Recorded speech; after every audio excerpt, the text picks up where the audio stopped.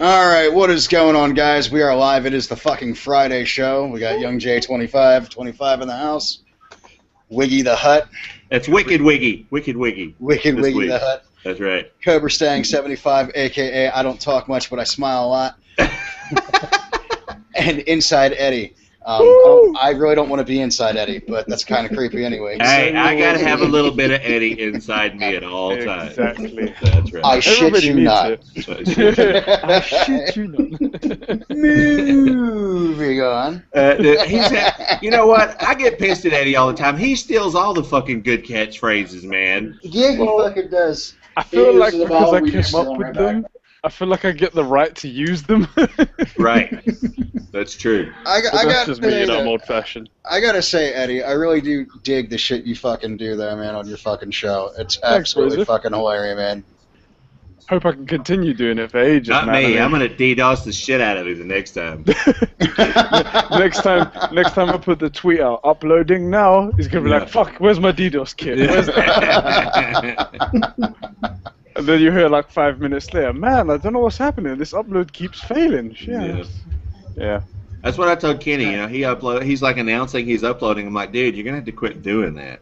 When you get so many subscribers, you know, even if it's 1%, if you've got 800, that's 8 people that know how to DDoS. Exactly. There's always going to be that one person that goes that far as well. Yeah. And as a network person, I can assure you, it's not that difficult. It's so easy. Like, you know, it used to drive me up a wall. Like, certain people would, like, constantly blow us up on, like, hey, I just posted my YouTube video. Hey, just... And I'm like, okay, that's great and all, but not for nothing. Can you please stop fucking telling me every time you fucking upload? Yeah.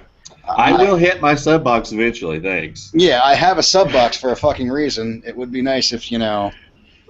You didn't tell me every 25 fucking times you. Every time you touch YouTube, it's like I have to send a tweet through. Yeah, dude, it's like, hey, go check this, and I'm like, all right, dude, enough of it. I'm not gonna mention any names, cough, cough, Derek Price. But anyways, now he's gotten better about it. Like, and then he stopped posting videos, and I'm like, dude, do you even post videos anymore? He's like, yeah, I'll get back to it eventually. Hey, by the way, FPS Russia actually just posted one recently. I saw that. Yeah. What is it about? It's bullpup shotgun. It's the Remington 870. It's a fucking conversion kit for a fucking bullpup style, and it's actually not that bad. I checked it out, was looking at the website and shit, and was actually thinking about fucking buying it for my 870. Nice. Yes. The kit It itself, did look like a cool tactical like kit for it. yeah, the fucking the kit itself is only like $350. That's not bad. No, it's not that bad, and you know he actually was saying though, like compared to a lot of the other, you know, bullpups that he's fucking done, that they were like shit, and he said this one's actually a pretty solid one because it does have the 870, you know, pretty much, you know, manufactured into it, and I figured, you know what, it looks pretty badass. I don't know. I mean, I'm gonna have to get used to certain things on it, like the whole pump with the handle on it. Right. You know what really messed with my mind? Did you guys happen to watch it to the end of the video? Did you watch it all the way to the end? Yeah. You know where he gave a special shout out to that special person called Richard or something like that? That's a guy called Radarrr. I think I've spoken about him on the show before, spoken to you guys. He basically does what FPS Russia does, except 10 times more production quality, yeah? Yeah, I know. I've seen that. Really? And I thought, You may have to send me that link. I don't know anything about that guy. If you type Yeah, I'll find it for you guys. Alright. But I thought I thought they were basically against each other because he does epic videos, and the production quality is so much more than FPS Russia. FPS Russia, I felt like sort of lived the Playboy lifestyle, if you get what I mean. Yeah. And his videos could have been a lot better. Like if ever FPS Russia came to me and said, hey, can you do some editing for me, I'd edit the crap out of that thing, and then I'd make an epic video. Russia didn't seem to want to have, you know, great videos, whereas Radarrr, like this video that I've just sent you, fucking awesome. Yep. Yeah, interesting. But the thing is, and at the end, he sort of credits him, and he says, thank you for helping me out with all the slow motion stuff. And I was like, whoa, you guys are friends? I thought you guys were supposed to be, like, against each other. What's going on here? Well, I was kind of surprised that there's his YouTube. I just put it into the fucking link. Yep, I just went By to the way. see. But it's funny because I was really surprised that fucking FPS Russia came back out, for a while because of the whole. The whole murder deal? Yeah, the murder deal, and then on top of that, fucking his compound getting fucking raided. I know that it was the dude, like, pretty much, the guy got shot in their in his office or whatnot. Sad, man. Yeah, it was pretty fucked up because, I mean, they raided his fucking compound, which, ironically enough, everybody's like, oh, he's in Russia. I'm like, no, he's in Austin, Texas. No, he's in Georgia. Georgia, He's in fucking Georgia. He's in fucking Georgia. No, he's not in Russia. And Kyle's never been to fucking Russia. Yeah, and I'm like, his real name is FPS Kyle, and it just didn't go off anywhere. And it's funny because everybody's like, oh, he's a fake, he's a hack. I'm like, dude, he's a personality. Yeah, it's a character. It's a character. It's like, okay, there is no disconnect between fucking reality and YouTube for some people. It's stupid. And it's funny because there's a guy named Nick Stevens, a.k.a. Paul Fitzy Fitzgerald, who was this atypical fucking Bostonian fucking Southie. And it's funny as fuck. His shit's absolutely fucking hilarious. But my buddy's like, he's a fucking fake. He's a fucking fraud. I'm like, dude, it's a character. Yeah. For fuck's sakes. I mean, like, he actually tried out for ESPN when they were doing the whole, like, trying to find an anchor, and he didn't make it, but he realized that he has this lovely, goofy fucking Bostonian fucking accent that he can fucking go with, and he fucking runs with it. Who's got the TV on in the background? God damn. Not me. It might be Wiggy's wife listening to the watching TV. Not me. Young Jay? What are you hearing? I hear TV in the background, that's all. I'm just can't hear it too clearly, it's just a murmur. Okay, hold on a sec. Holy shit, man. We got 5 viewers. It's probably all 5 of us fucking watching the show. Hey, there's nothing wrong. I look at myself all the time. He goes like Russia says that he's got like 6 or 7 videos backed up, and he wanted to get a couple of videos backed up before he came back online, which is cool. But honestly, man, I don't want to say anything bad to him. I don't think I should say something bad to anybody on YouTube because they're all out there trying to do their thing. Mm-hmm. But when Kyle is putting out like so little effort videos to that picture's ridiculous. What up, Chris? Wasn't a picture. There we go. It wasn't a picture. The Vaping gamer. That's right. Now, what were you saying there, Eddie? No, I was just saying, like, he's got so many subs, and he doesn't put as much effort as he does subs, so, Oh, here we go. We've got Cobra Stan going. Okay, sorry. I was asking my wife to turn down the stereo that we have attached to TV, and best line of the whole thing, she's turned it's an old stereo, and she goes to turn the volume knob to turn it down, and the volume goes up. She goes, it won't go down. Hey,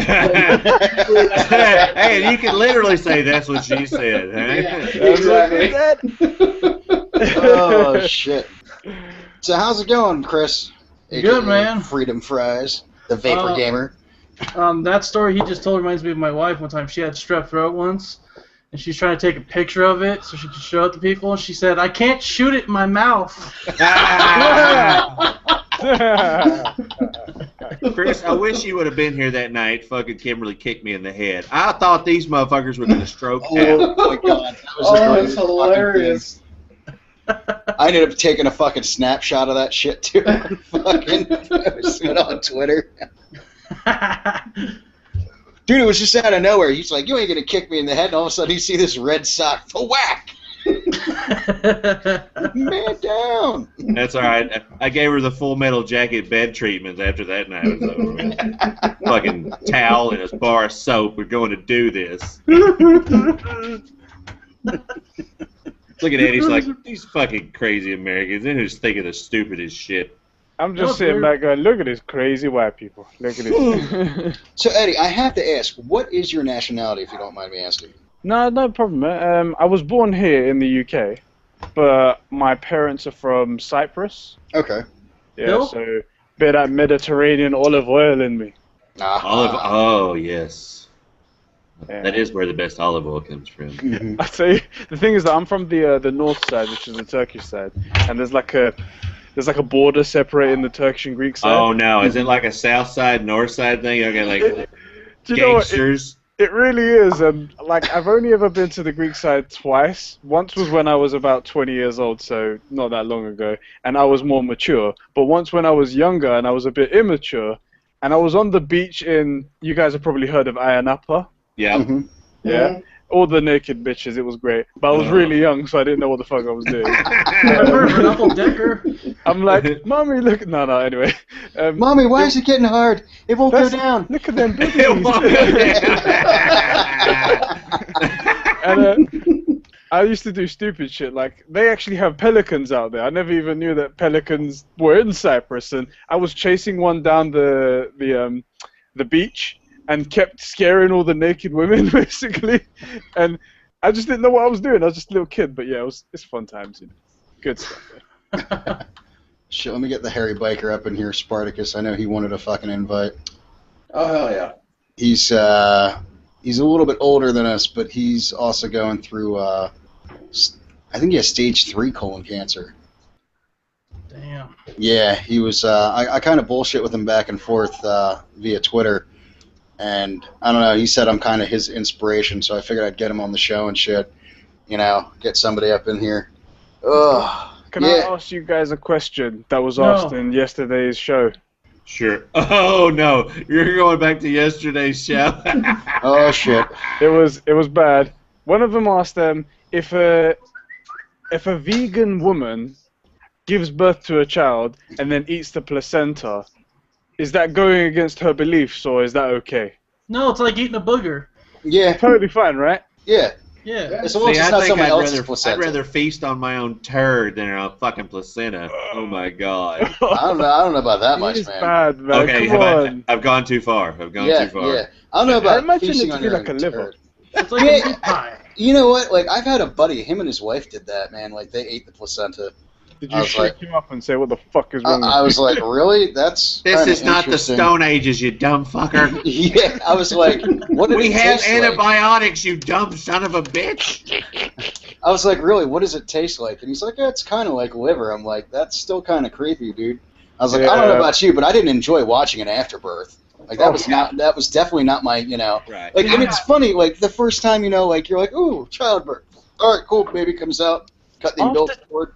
And then you turn around, and then you see that, and you're like, oh, God. And it goes, like, right into a fucking bucket. Did they lean on her stomach and just go, Yeah. all right, fold it like a taco? Yeah, pretty much so. They pushed on her stomach and gave it a tug, and it was like, I'm like, so if it tastes It's like like, liver, yeah. are they technically eating prenatal pate? yeah, pretty much. Oh. Yeah, hashtag that prenatal pate. Fuck yeah. Look at Eddie, he's done. He's done. That's it. He's not going to get that out of his head for a while. It's like taking a Frisbee out of a mailbox. You have to hold the Oh, God. Dude, I've seen some sick shit, yeah. I'm studying for my exams. I'm coming up with all kinds of diseases that are known to man that make people sick. And you say that, and I'm just out. I can't take it anymore, man. Fuck that, bro. I am in for the shock value. If you haven't met, I'm Wiggy. I'm in for shock value. That's what I do. Yep. Dude. There we go. I just sent it out. Drama where eating placenta is like prenatal pate.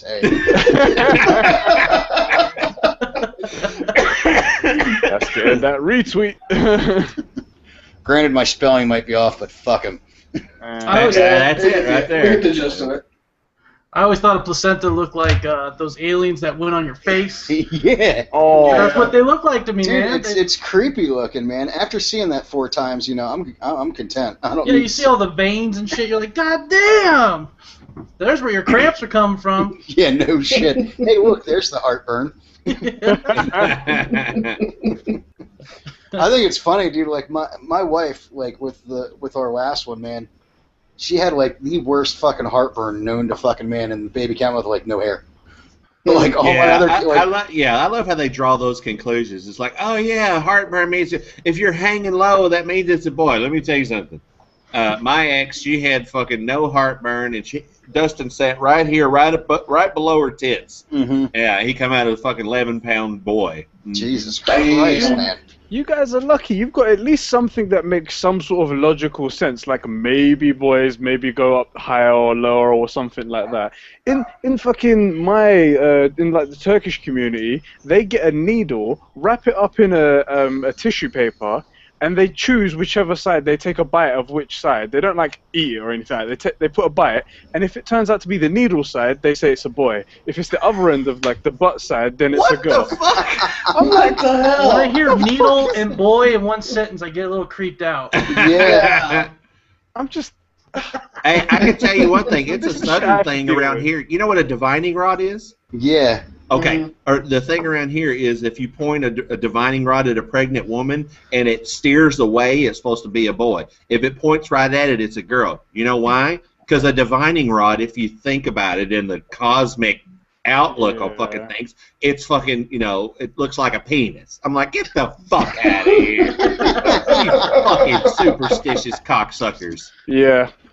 This is the kind of shit I have to deal with. I think superstitions are made up to fucking fill the hole in the void of time. Pretty Like, much. I got nothing. Let's be superstitious today. Don't walk under a ladder. It's bad luck. Get the fuck out of here. I think the funniest thing was like with my daughter, dude. Like when she was born with a mohawk. No way. Yeah. See, you should have taught her this right off the bat. Right off the bat. Yeah, we actually have. Dude, her ultrasound picture was that. Nice. Her ultrasound picture was like her face looked like the fucking looked like one of the Misfits, and all you saw was like the fucking devil horns, and I was like, oh shit, we're having a devil child. And boy, did we, man! My fucking oldest, holy shit. But yeah, when she came out, full fucking head of hair, fucking creepy looking purple thing with fucking sludge on its face.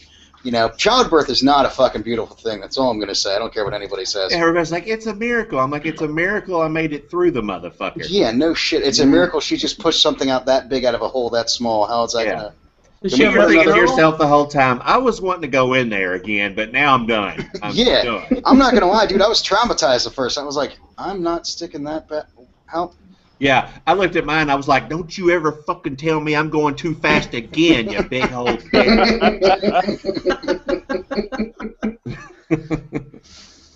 I remember when I only have one kid, but I remember when I had to go. It's a whole new experience, obviously. But I worked like a double that day. I get home, I'm exhausted. My wife's like, I think we need to go to the hospital. I was like, no, not right now. Yeah. Not right now. You should have just tied those legs together and said, we'll go in the morning. Well, apparently she was waiting. She was going through really bad for like 4 hours, but she didn't want to let me know. Oh, wow. And I get home from work, I'm like, what's up? Feed me, She's like, we gotta go to the hospital. I was like, no. And then when we get there, my wife's like, she goes, oh, it hurts, but I think I can handle it, for the epidural still. Well, she goes in, but if you're dilated too much, you can't get the epidural. Yep. Right. Yeah. Well, we get in there, and the nurse they were like taking their time, and they thought because my wife, this was her first kid, that she's being a baby, so they were taking their time. Well, when they go to check how dilated she was already at 8 centimeters. Holy And they shit. freak out. They freaked out. They're like, well, if you want an epidural, you gotta get it now. Man, did they jump on? I was like, God damn. I think that epidural shit, that's a whole nother nightmare. Oh, man. Oh, my God. My wife was that farting leader like no is one's that business. fucking long, man. I'm telling you. I'll tell you what. I remember with my daughter, when my ex, we went out drinking that night. Like I went out and she's like, just make sure you don't drink too much. I'm like, all right. So I wasn't drinking heavily, and I came home, and I think I slept on the couch for like an hour. And all of a sudden she comes over and she's like, we gotta go to the hospital. Me being me and having an hour's worth of sleep, I'm like, why? What are we going to the hospital for? And she's like, dumbass, I'm in labor. I'm like, oh shit. So she tells me she's in labor. In my head, I hear my water broke for some strange reason. Uh-oh. And I do Mach 2 up to the fucking hospital, which is like an hour away from me, and I literally got there in 20 minutes. And I got a fucking police escort because a cop pulled me over. I'm like, Yeah, wife's in labor. You can't buy that kind of experience. I was like, wife's in labor. He's like, all right, follow me. I'm like, all right, cool. So get up there. We get in there, and she's walking around, and I'm like, okay. So they get her situated, and they check her out, and they're like, yeah, just so you know, you're only 2 centimeters dilated. Now here's the bitch about it. They had the fucking like the fucking training nurse with her as well. A tranny? Nice. A training. I was like, I want to go to that hospital. That sounds like a Benny Hill episode. So after the one nurse checks, the other fucking nurse has to check. And she's like, I swear. The first nurse? She's like, well, because it's a teaching fucking hospital is what it was. So, she's like, I swear to God, if someone sticks another fucking finger in him, I'm gonna fucking kill him. Sounds like my life. So, I'm sure she's thinking, is a ship coming out? Is the ship setting sail? As many people shoving their fingers in me? So I was like, I gotta wait 2 years to do that shit. So we're walking around the fucking nursery, right? And every time she fucking gets really bad fucking, intense fucking labor pain, it's in front of this baby that's 12 pounds, 15 ounces. Oh. And she's just like, that's a supersized. She's like, I swear to God, if I have a kid this big, I'm gonna fucking kill you. I'm like, wonderful. So she's like, look, go get breakfast. Go get something to eat. I'm pretty sure I'm gonna be here for a while. And then I got something to eat. And I asked her if she wanted anything. She's like, no, I'm good. And then probably about 20 minutes, they fucking came in with the epidural, and they hit her with that, and then they hit her with Pitocin to speed everything up. And she's like, ooh, my right leg's going numb. I've got to push. And oh, dear. Yeah, dude, oh my God, that is like a scream I never want to hear in my life ever again. I ended up getting stitches that day because I told her before we went, I'm like, make sure you trim your nails. Yeah. And she didn't, and she fucking latched onto my fucking arm.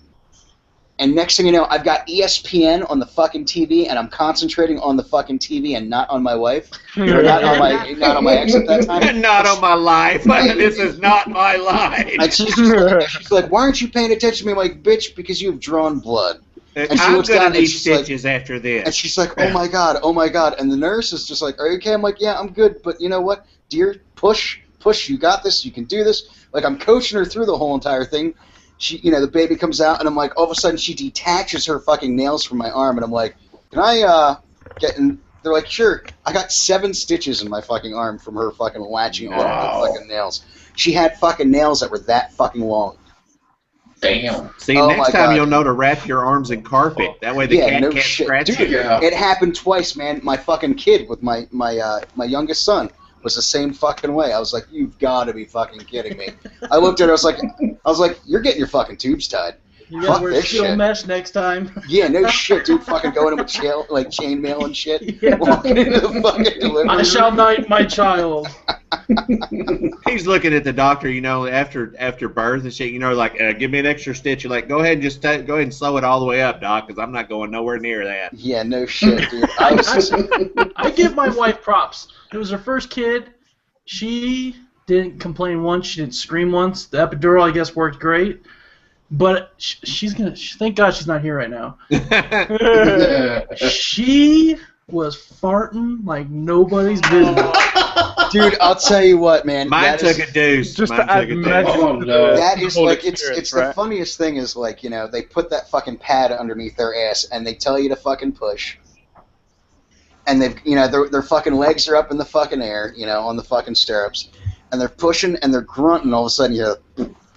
See, it was fucking mortar fire in our bathroom. The doc had to put a fucking like a chef's thing over the front of him. Yeah, that shit was coming right at. She's like, I'm like, oh, doc, I hope you're getting $1 million for this. I hope you're getting $1 million. I think the worst thing was with my daughter, they thought the fucking they thought that her water broke and it didn't, so they had to use the crochet hook that they fucking have to fucking break the fucking.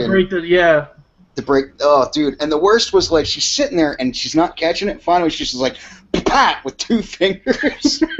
Now, let's just say, amniotic fluid fucking went everywhere. Like, half my shirt is covered in it. The doc's fucking gown and everything else. She's like, I'm going to need to get changed. Fucking take her fucking shit off. I'm like, thank God I got another shirt over here. Now, since we have someone in here that can't exactly relate, Eddie, I want to point out this is your future, sir.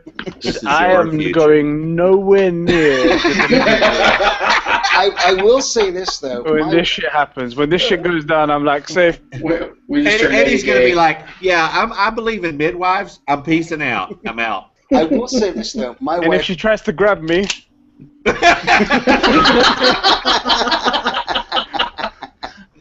I will say this though, my wife with Sophie, with the birth of her, it was funny as hell.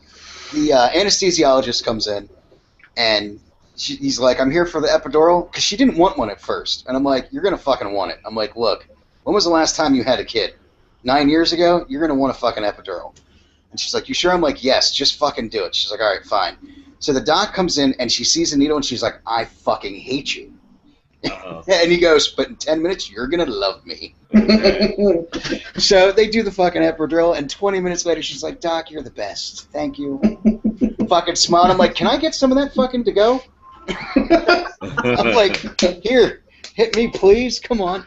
Oh, I got it, but with the whole farting thing, so she was just sitting there and you just hear, "Brrr," and you're like, and she's like, "I'm sorry, I can't help it."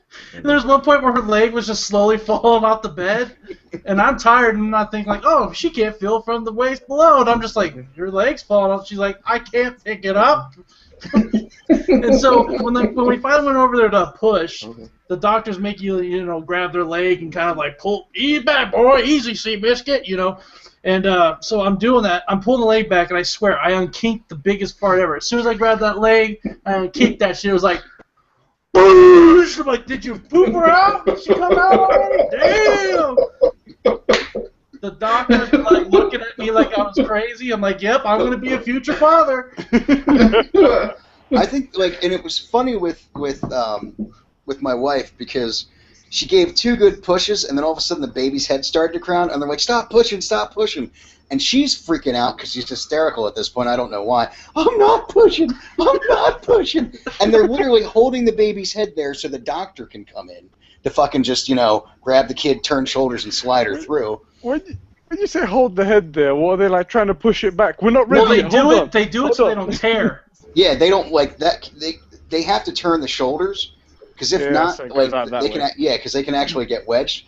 So they're sitting there trying to do that, but the doc's not even in the room. They're like screaming for the doctor to come in. He comes like You guys gotta have a coffee first. Shit. he literally comes in. What you're gonna see. He comes in, literally just grabs the baby, turns, slides, and there we go. I'm like, all right, cool. And of course, me being the dad I am, I have the fucking camera, and I'm snapping a shot off. Didn't even realize I have a full-blown vag picture of my fucking wife with the umbilical cord fucking hanging out.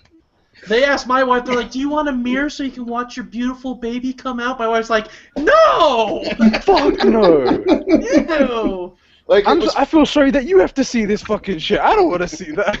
but it was just so funny because, like, we're going through pictures and shit, not even thinking about it, and I'm sitting there flipping through, and I'm like, "Oh, we might want to delete that one."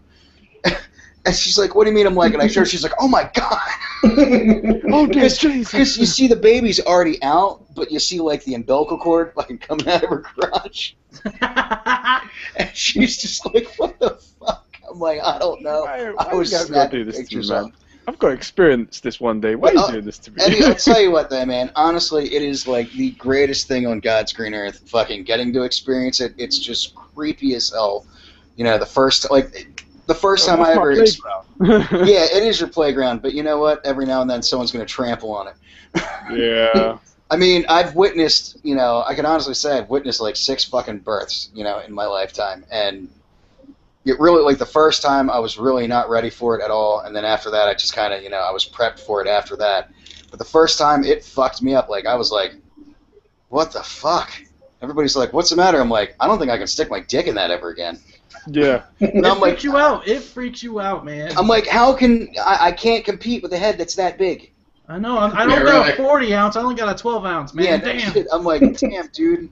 Like, it really did throw me off. I was just like, I honestly didn't even want to think about having sex with my ex at that point. And everybody's like, why? I'm like, do you not have any idea? Like, just watching that just really traumatized the crap out of me. Yeah, I was in fear, honestly, like, was really in fear of, like, doing any damage or anything like that, like, because she was like 6 weeks after that, she's like, come on, let's get to it, and I'm like, no, I'm good, not after seeing what I just saw, we're good. Yeah. Mm-mm. Like, you get nervous, you have, like, a nervous feeling, you know what I mean? You're afraid you're gonna hurt her, or, Yeah. yeah, man, I hated that. that was the one freaky thing that really threw me off for a bit. Like, I'm like, all right, and like my buddy cracked me up because his wife had, C-sections. So he's like, yeah, dude. He's like, I was plowing her like 2 weeks later. I'm like, you lucky bastard. I was like, your playground didn't get destroyed. Yeah, shit. 2 weeks later. Yeah, he said she was all doped up on fucking Demerol or whatever, or on Dilaudid. It was like a dead body.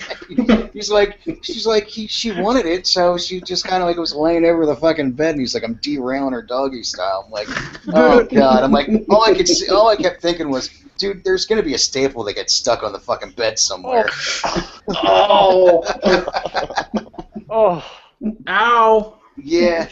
Let me I promise you, I don't watch Keeping Up with the Kardashians. I promise you I don't, yeah? Bullshit. You have to say that before you start talking. You totally watch it. Yeah. He fucking DVRs that shit. It's like, I curl up with a nice hot chocolate. I'm like, ooh, Keeping Up with the Kardashians. No. Basically, there was this one episode where one of the sisters, I don't even know what the fucking name is, she's going to have a baby, and she starts talking to other people who have, like, natural births and water births and stuff like that. And one of these people decided that it was okay for them to come in and record while they sit down and talk to them and ask them questions while they have a water birth, yeah? And one of the Kardashian bitches, she's just like, so I hear the water in the water birth takes away 80 to 100% of the pain. And I was like, what kind of fucking water is this? Like, you get 100% pain relief? Like, medicine can't even do that. And the woman, and then this is the funny bit. Like, when you start hearing about how the birth goes along, you basically have two women that coach you through this, and they start going like this: "You're beautiful. You're beautiful. Yes, this is so beautiful. This is so natural." It's usually a midwife thing, more than it is a doctor thing. Shit like that. Yeah. These hippie artsy fartsies, man. Yeah. And the weird thing is, you'll get the husband sitting behind the wife in the tub. Yes, and all that afterbirth will be all surrounded dude. by him. That is the creepiest shit because, dude, all right, you don't really think about, like, when you see the baby born, out of the water, it's fine. But when it's in the water, that is something, like, it's like really fucking depth charge bullshit. You're like, oh, God, why am I sitting in that?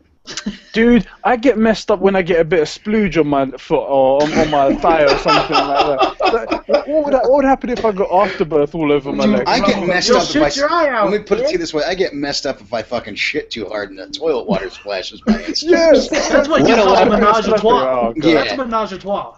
At that point, I'm really not trying to be like I've witnessed a water birth before. Like, for some strange reason, every pregnant woman I've ever fucking been with, the second they get fucking pregnant, they start watching on TLC the baby story.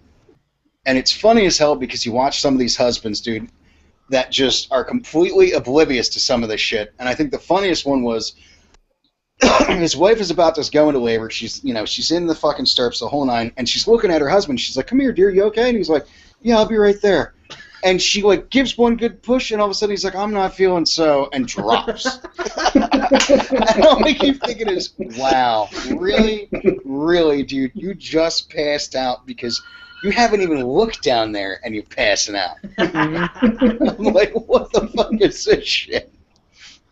I don't know, man. Like, it's funny because I've watched, like, with my wife, I mean, when she had the baby, she was 100% like gung-ho on watching the baby story. So every fucking time it was constantly fucking on, and I'm like, oh my god. And then I got the fucking laugh at half the fucking dads that would just get queasy and shit. And I'm just like, that is just not so. I'm like, I don't know. I didn't get queasy over that. I was just kind of like, meh, all right. I was like, I think I was so traumatized, I became numb to it at that point. Oh man, that's just it's definitely an experience that you can't explain until it happens to you. Yeah. So Black Ops 3. He's like, change the subject. Black Ops 3. And I'd rather talk about Black Ops 3. Oh, dude. What happened to Wiggy? He was on his phone, and I think he split. And then his period came, and God knows what happens after that. I don't know. He probably work fucking calling him in for all we fucking know.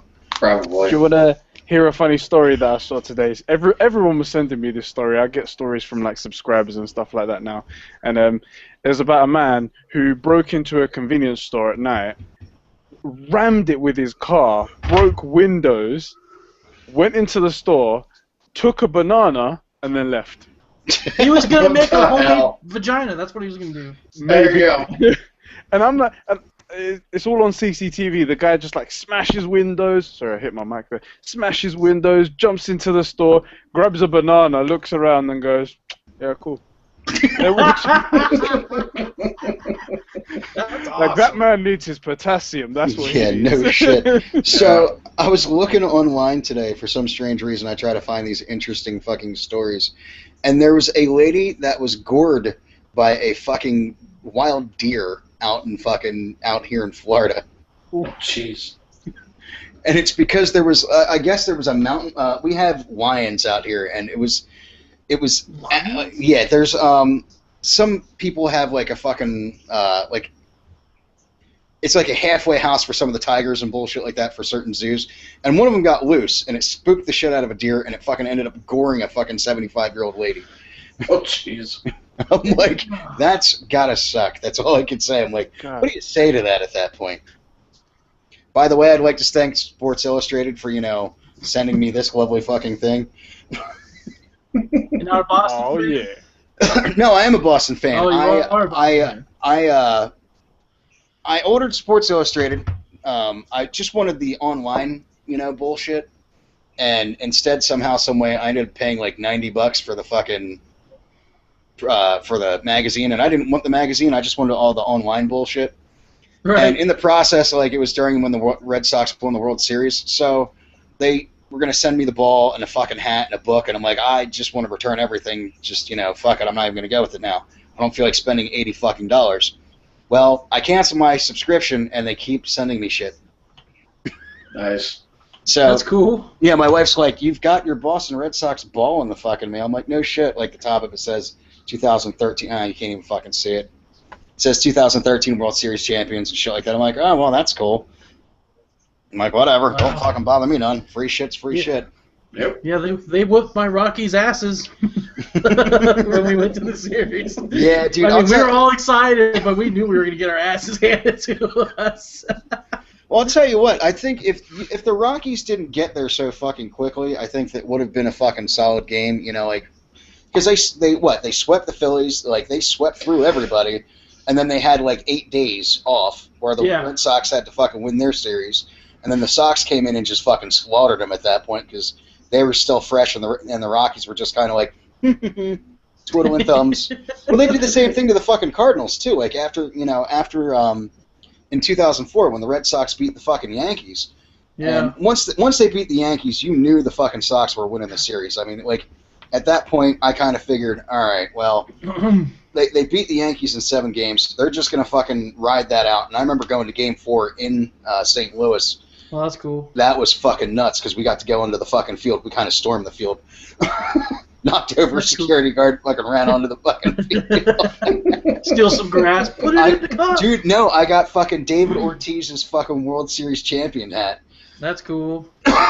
He fucking signed it. Was like, here you go. I'm like, thanks, Big Poppy. Peace. I'm out. Fucking ran off. I'm like, he did a video with Chris Smoove. Did you see that? No, I didn't. Yeah.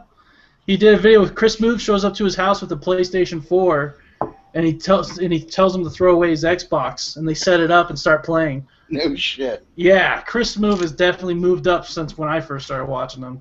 Damn. Dude. Yeah, I'd say so. Holy shit. Yeah.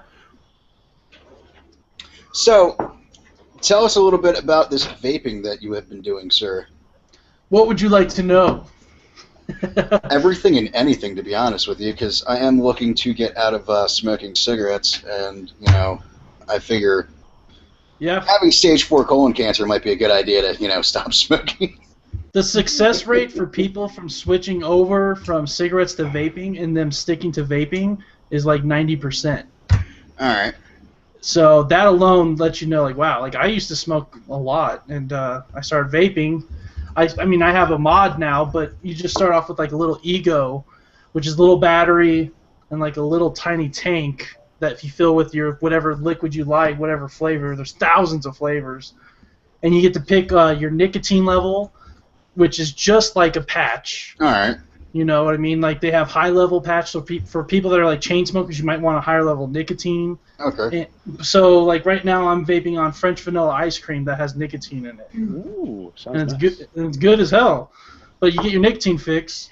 Wait a minute, is that what you're smoking right now? Yeah. Yeah. I was gonna say your smoke, the amount of smoke that's coming out of your mouth when you puff, is like whoa. Like, Yeah. Look at that.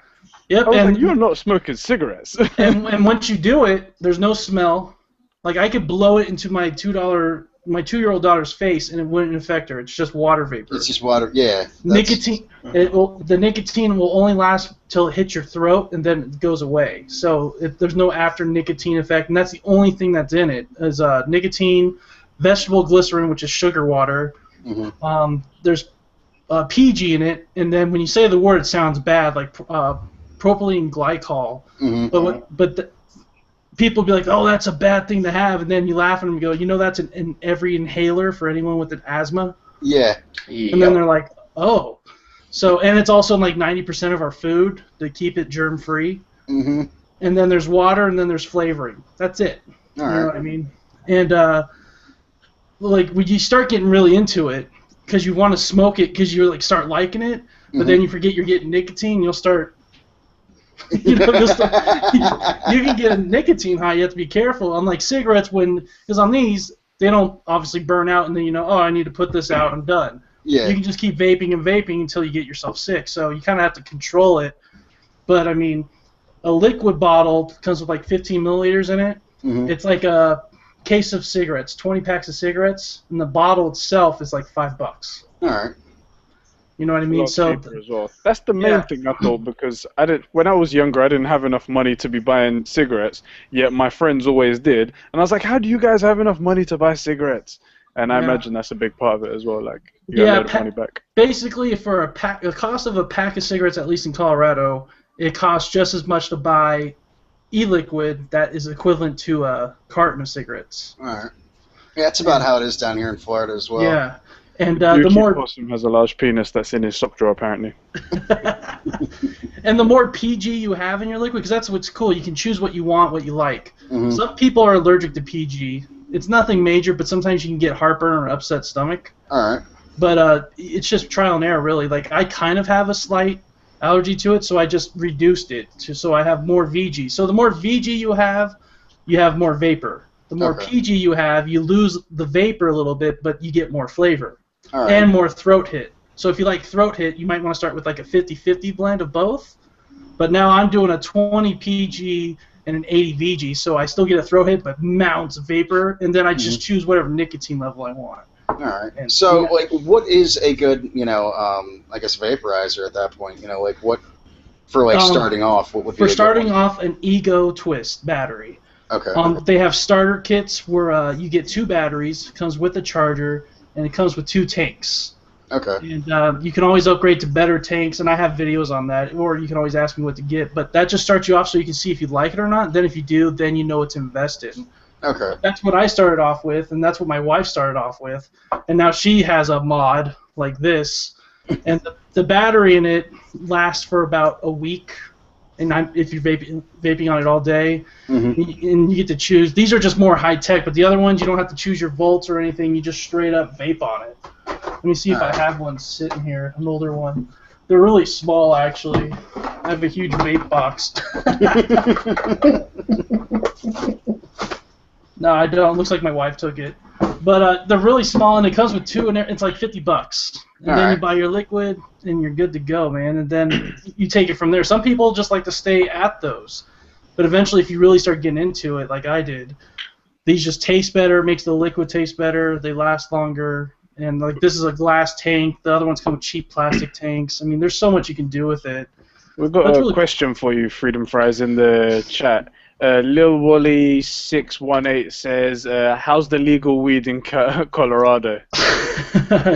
It's pretty simple to get, I'll tell you that. But I don't smoke weed. It always makes me Apparently- sick. Is it legal in Colorado? I don't know. It's anything basically about like buying milk off the shelf now.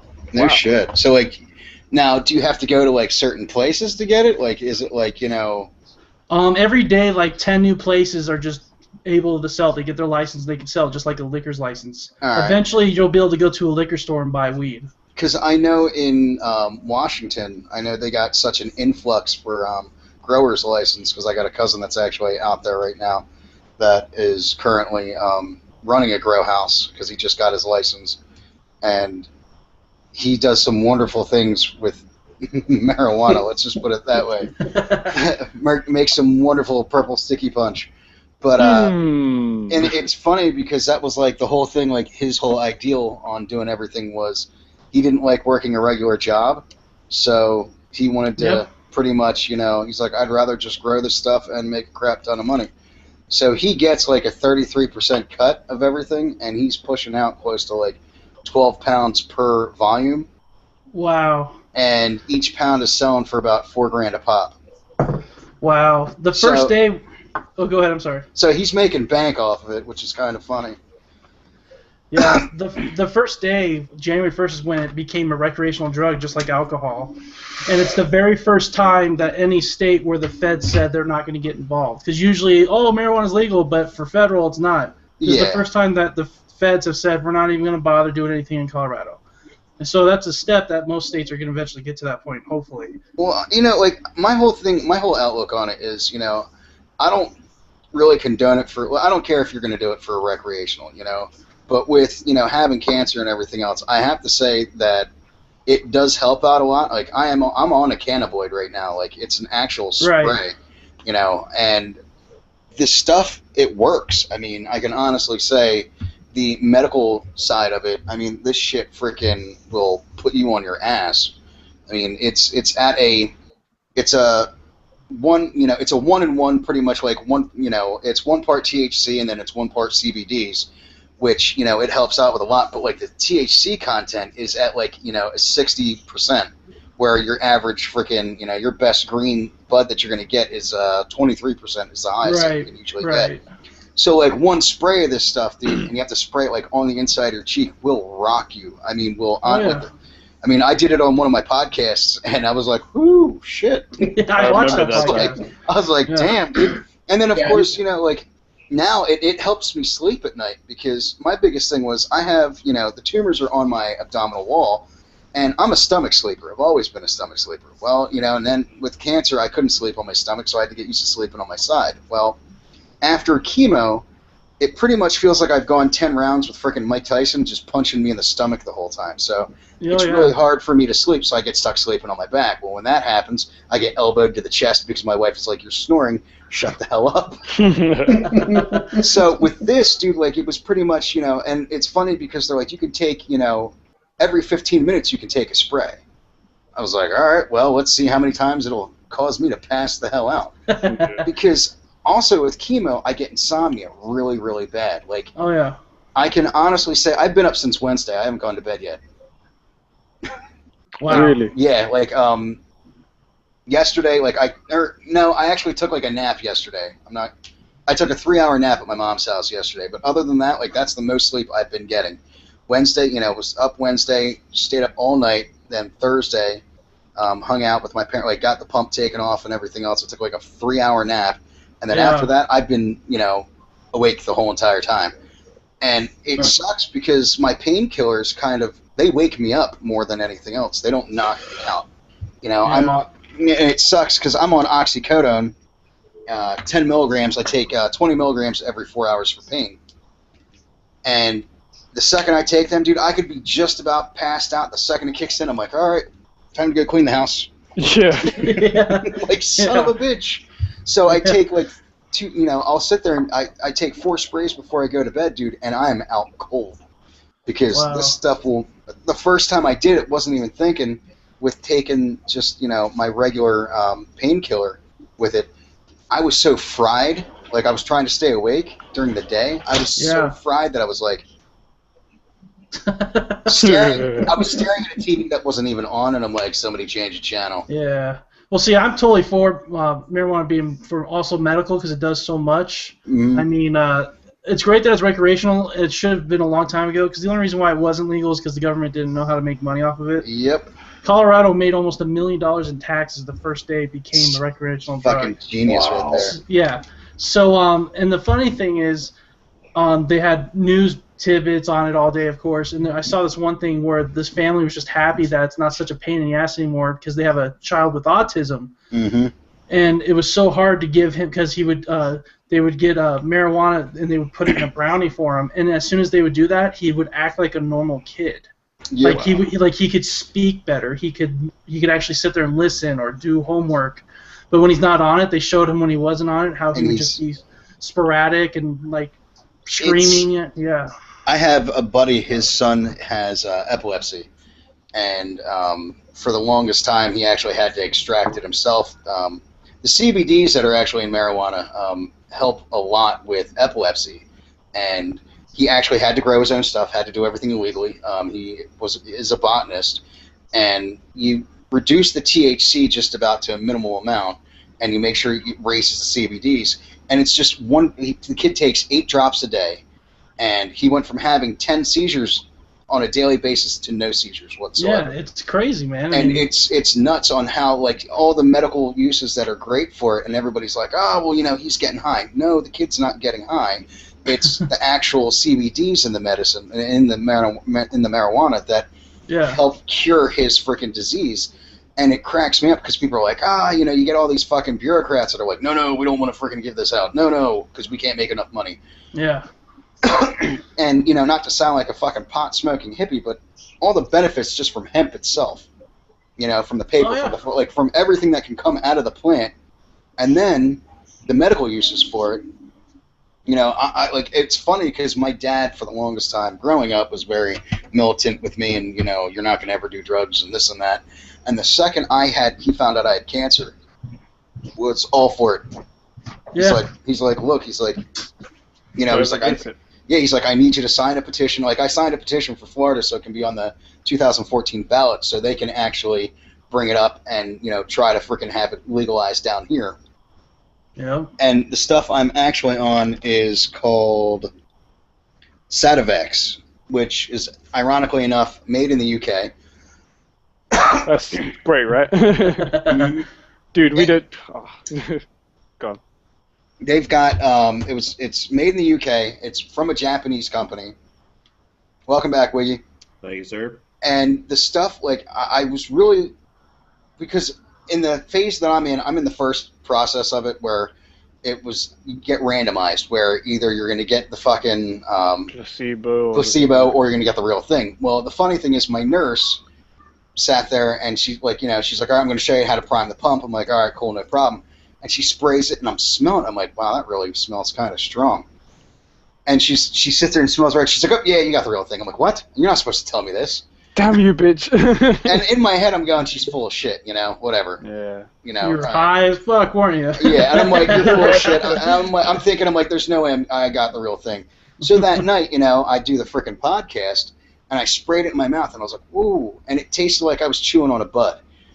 Like, that's how strong this stuff was. And I told them, and they were asking, they're like, well, you know, do you have anything, you know, do you have any advice or anything? I was like, honestly, I said, if you guys can mask the taste on this and figure out how so it doesn't taste so potent, I said, you guys gotta, I was like, this would be a fucking moneymaker like a son of a bitch. Yeah. Now, do you have to spray it in your mouth, or can you, like, spray it on, like, a cookie and then shove it in your mouth? No, you actually, because what happens is you have to spray it on the inside of your cheek. So it absorbs it? So it absorbs in. Yeah.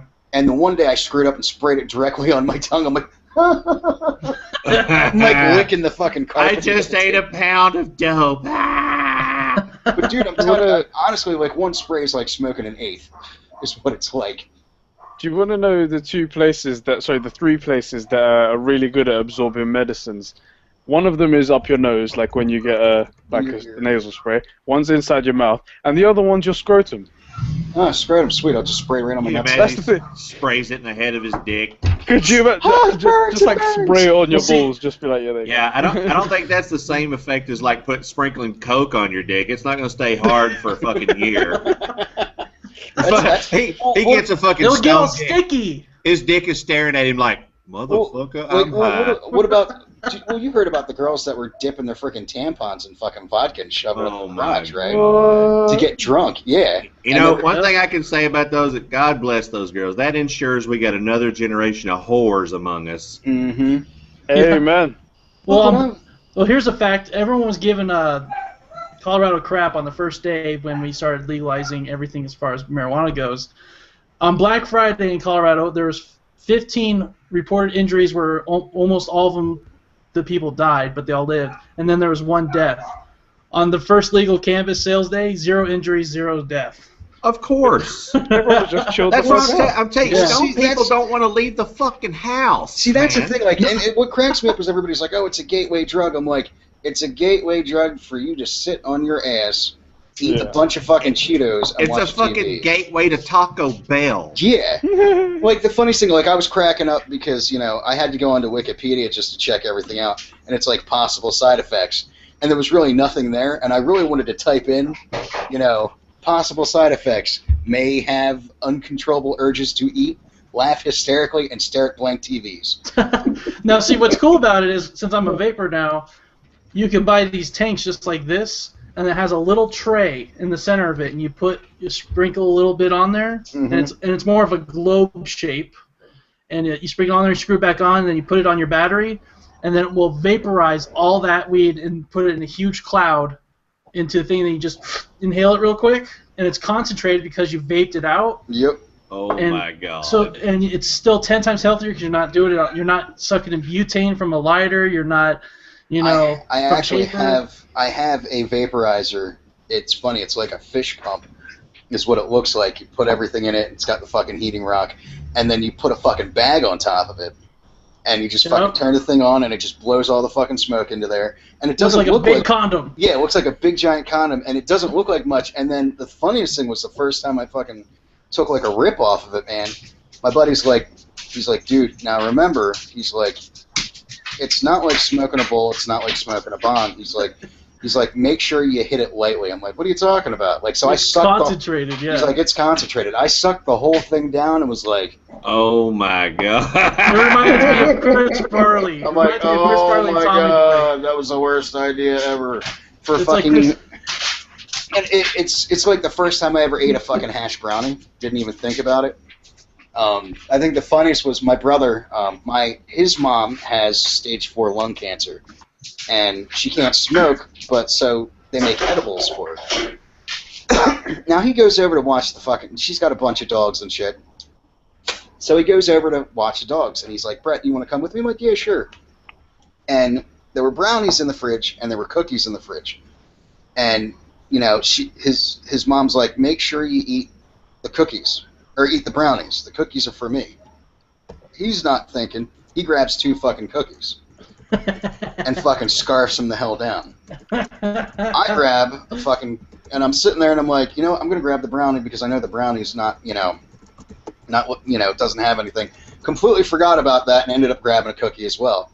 And these things were potent. I mean, like, my brother's sitting there, and all of a sudden, his body reacts really weird to it. Like, suddenly he turned into a rabbit. How the hell did he just... like all of a sudden, like, he's, like, he gets, like, anxiety the whole fucking 9, and he's sitting there, and he's like, I see him on the couch, and he's like, I'm like, what's the matter, dude? He's like, I think I'm having a heart attack.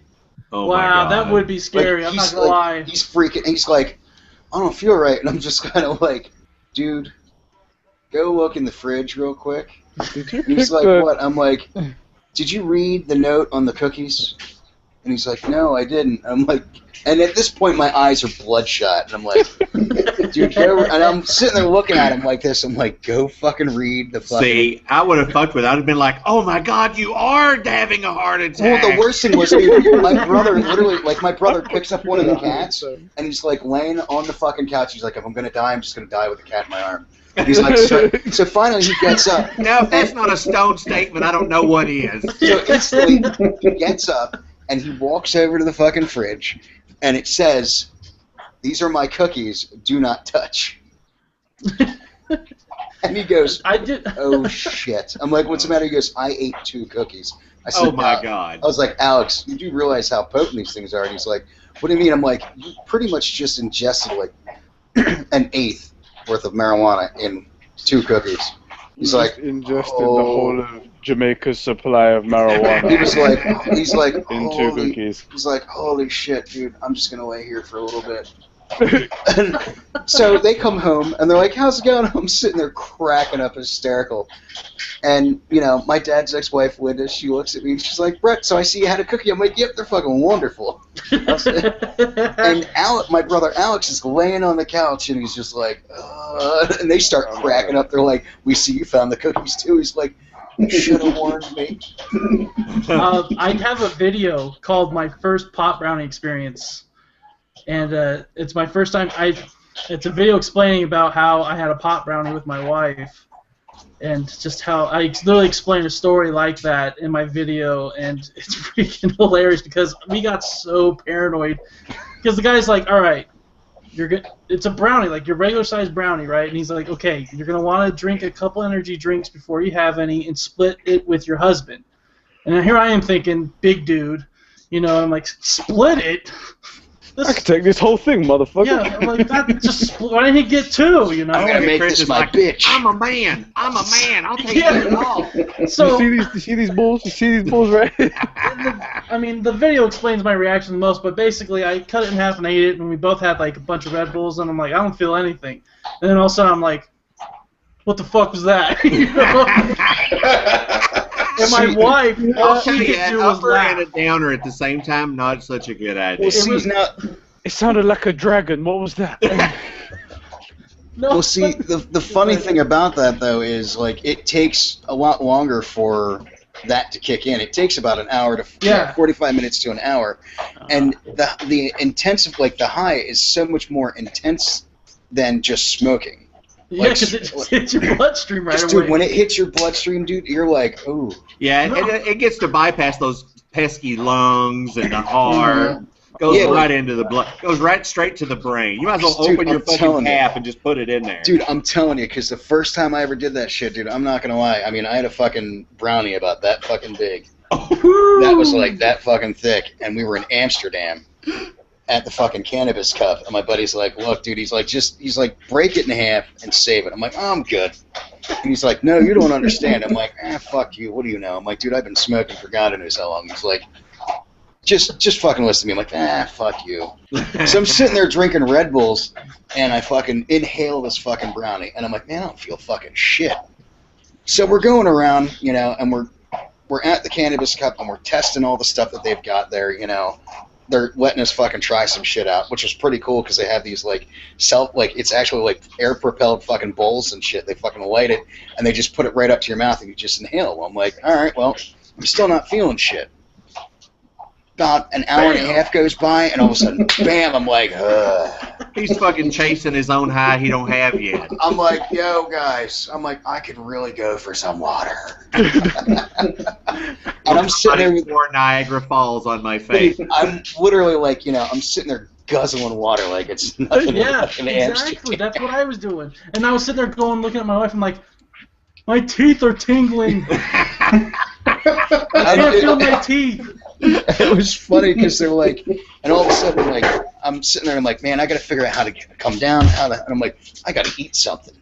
All right. And then all of a sudden the munchies kicked in, dude. And oh my God, dude. Fucking inhale. Like, I probably ate like 30 pounds of food that fucking, just to fucking, I'll you know. fuck up a whole bag of Doritos, man. I ain't getting like it's nothing. Wiggy, we were eating everything and anything we possibly could. And of course, me forgetting what I did, fucking ate another brownie in the process. Oh, I bought a big like 12-foot thing of French bread for the next night to make garlic bread with, you know, cut in half and make garlic bread. Well, that was sitting around when I was on my happy brownie, and when I was walking, it felt like my feet weighed 800 pounds each, okay? So I'm walking to the kitchen, I'm like, God dang, I feel freaking heavy. And I get the bread, I'm like, I'm starving. And my wife's just in the chair going, that's all she did was laugh. And I go in there, and I get that freaking French bread, and I cut it in half, and I got like a huge glop of like peanut butter, and I just slapped it on there, and I got a big thing of jelly, and I was like, yeah, and I took that big sandwich out. I had a 12-foot long peanut butter and jelly. Try ordering that at Subway. And my wife is like, damn. I was like, I'm hungry. Now, see, you never get a very entertaining conversation out of a drunk like that. No. Usually it's a lot of slurring and fucking trying to figure out what the fuck they just said, and their fucking heads sitting down here in a fucking podcast. You know, you said about chasing that high that you were saying earlier, yeah? Mm-hmm. I had the same experience, but with Viagra. Oh my God! How old are you? I'm only 24. I didn't use it because I needed it. I used it because when I was younger, I was 18, and I saw it, and I was like, hey, you know, this is something that I should And be. did you feel a heart attack coming on? I didn't feel a heart attack coming on, thank God. I was in my prime. I was 18 years old. I could bounce back from anything. You could give me fucking cholera, and I'll be like, yeah, don't worry about it. Knock that shit out. I could knock that shit out in a week. But my friend gave me, and it was like these sachets. They were sort of like jelly packets. They were sort of like melted down into these jelly packets. And he gave me 4 of them, and he gave me a pill. And I was like, okay. Go out with my girlfriend, stick one of the jelly packets in my mouth. I'm like, okay. Nothing's happening. Take another one. Oh, God. See, that's where people fuck up with acid, too. They're like, this ain't shit. Yeah, I've done that before, too. That's another story we'll get into. Go ahead, Eddie. I took the 3rd one, and I'm like, shit, nothing's happening. Maybe, like... He's fucking 3 feet off the floor. His fucking dick is a tripod. He's got a door knocker. I thought to myself, this thing's probably not working. He's got the fucking baby's fist going the whole fucking time. I thought these things are probably not working. I don't know what the deal is. I throw that away, and I go straight to the pill. I'm like, go on, straight to the pill. I would have wrapped a cape around that fucker. It is super cock. I could have lifted a monument, like put underneath it. Can you imagine? He's finding all the vehicular wrecks and turning cars over with his cock. He's like, I'll rescue you. I think the funniest thing was when at one point they put me on antidepressant meds because they thought I was depressed. And this is when my wife was pregnant with my daughter. And I'm like, all right, look, doc. I said, I got a pregnant wife at home that wants it all the time. And you put me on antidepressant meds, and I'm flaccid. I need something. He's like, I'll give you the weekend. Take 4 Viagra's, don't worry about it. He gave me the Cialis stuff, like the fucking Weekender. Dude, I will tell you what, man. If a fucking breeze fucking shot that way, it was like, I'm like, hey, dear, let's go. I literally sat there and threw a towel over it and was like, look what I can do.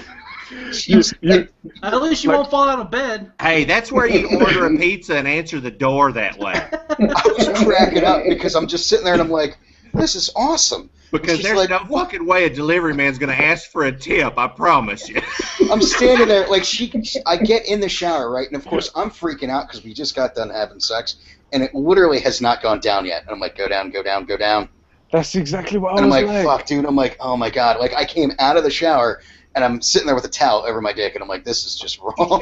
You know what they have to do? On the motherfucker. You know what they have to do if it won't go down? Yeah, they fucking hit you with a fucking needle and drain the blood out. Yeah, they have to put it right in the dick and be like, woo! Oh my God! Yeah, see, no. But I'll tell you what, I'd grab the paddles. I'm doing it myself. You know why they do that? Clear. Right? You know why they have to do that? Because if you have that erection for longer than 4 hours, it starts to kill the cells in your dick. See, you go from the super cock to dead cock. What's dead cock? Pretty much. I was freaking out. The drunken dick.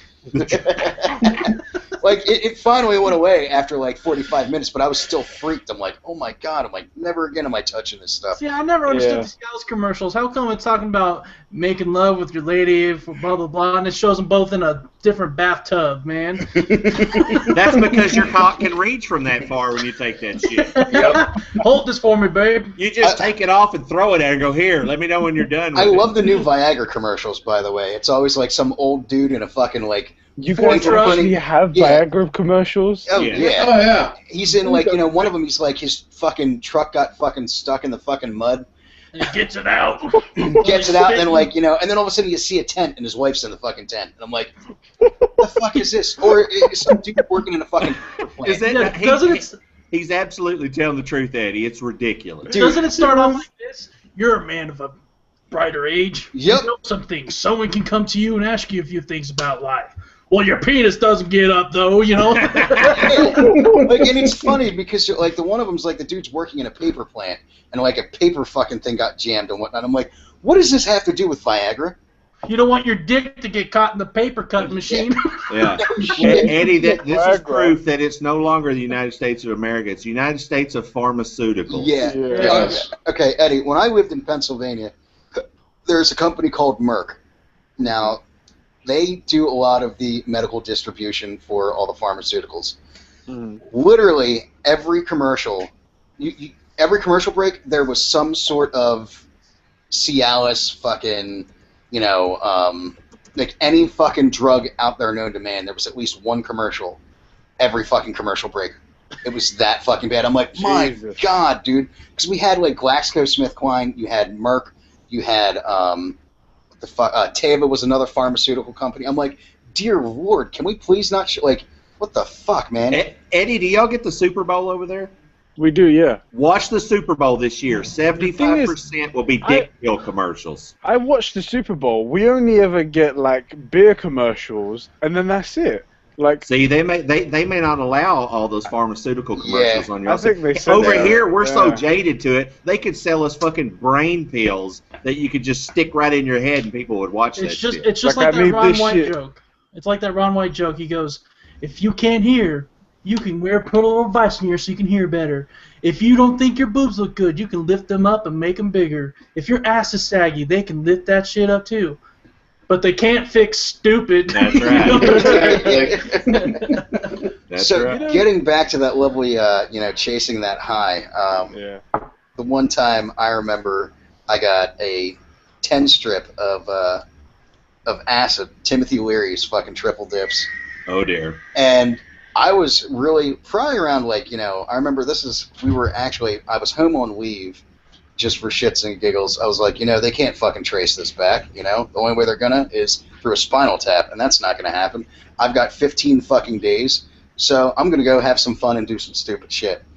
So, of course, you know, my buddy's like, yo, have you ever candy flipped before? I'm like, huh? And he's like, ecstasy and fucking...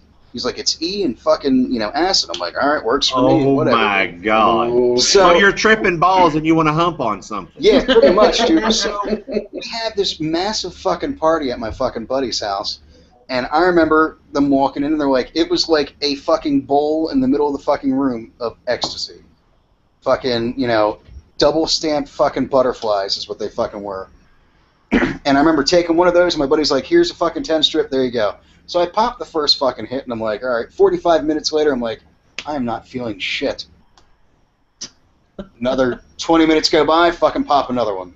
Oh, no. And I'm like, finally I was like, dude, by like an hour, like 2 hours go by, I fucking just grab everything and pop the fucking rest of the fucking 10-strip. Take 2 fucking tabs of E.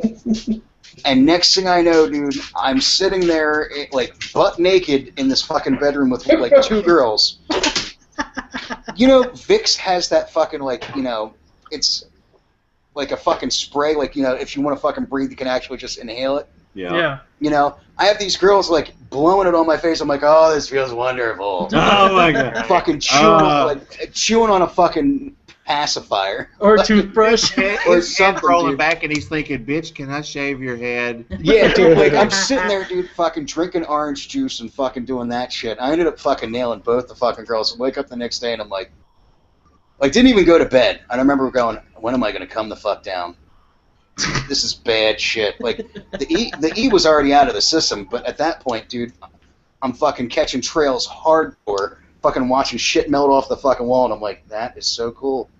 That was fucking awesome. Like, the weird thing was, I would sit there and stare at the wall, and all of a sudden I'd watch the fucking shit start swaying, and then you just start seeing weird fucking patterns, and I'm like, oh, fuck, yes. And they're like, what, you okay? And I'm like, this is awesome. This is fucking great. 36 hours of me staying up straight. Worst fucking, like, by the time I was done, you know, like, the fucking strychnine that's in that shit, like, everything fucking hurt, everything ached. I'm like, oh my God, I slept until I fucking redeployed.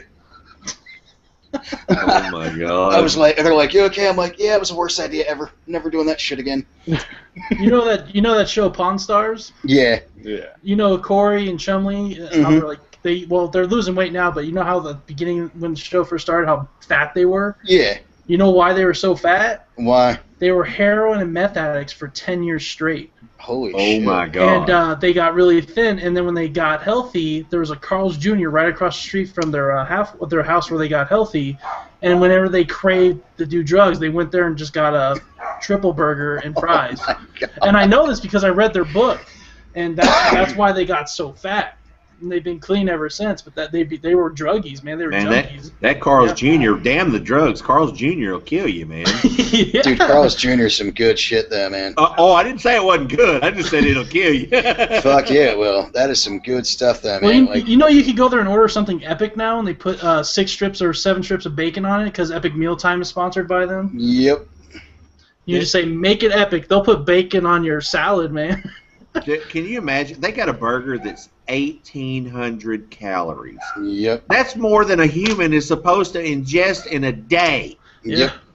And that's not the fries and the fucking drink that comes with it. It's 2,300 when you put all that shit. Well, actually, you should ingest anywhere from 1,500 to 2,000 calories a day.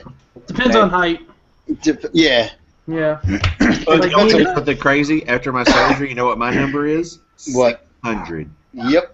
Yeah, it's because your fucking stomach's going to be like that fucking big. Like they told me, they said, if you can picture like a small banana, it's about that long, and it's curved like that. The size of Wiggy's dick. No, actually, my stomach will be a little bigger. I could eat my own dick in a couple of hours. I'd be good to go. Oh, no. That's the Wiggy's going to try to thing. suck himself off the second he loses all that weight. I gained 6 inches. I tell you one thing, I'm going to take a good graze on my balls, though. I hadn't seen them motherfuckers in a decade. Dude, I'll tell you. You've been sure they're there. Like I said, when I lost the fucking 70 pounds, I was like, oh my god, they're still there. All right. Ah, sweet. Let me ask you guys something, because you know whenever people talk about, they fantasize about zombie survival and like what they would do in a zombie scenario, apocalypse type situation. Mm-hmm. In America, you guys got the best situation. You guys, I grab that 12 gauge and I'll pump. Like, just kill any zombie I see. Go to the nearest Walmart and that's it. Done. Over here, we got nothing. Actually, you'd probably be better off, to be honest with you, because the shotgun would actually make more sound and attract more zombies at that point. You don't want to go with that. You want to go with a bow and arrow. You want to go with a fucking crossbow. You want to go with a baseball bat. See, I like what they did in the finale. The tank's the way to go. No, like, honestly, like, here's, like, all right. There's a lovely book out there by Max Brooks, Zombie Guide to Survival.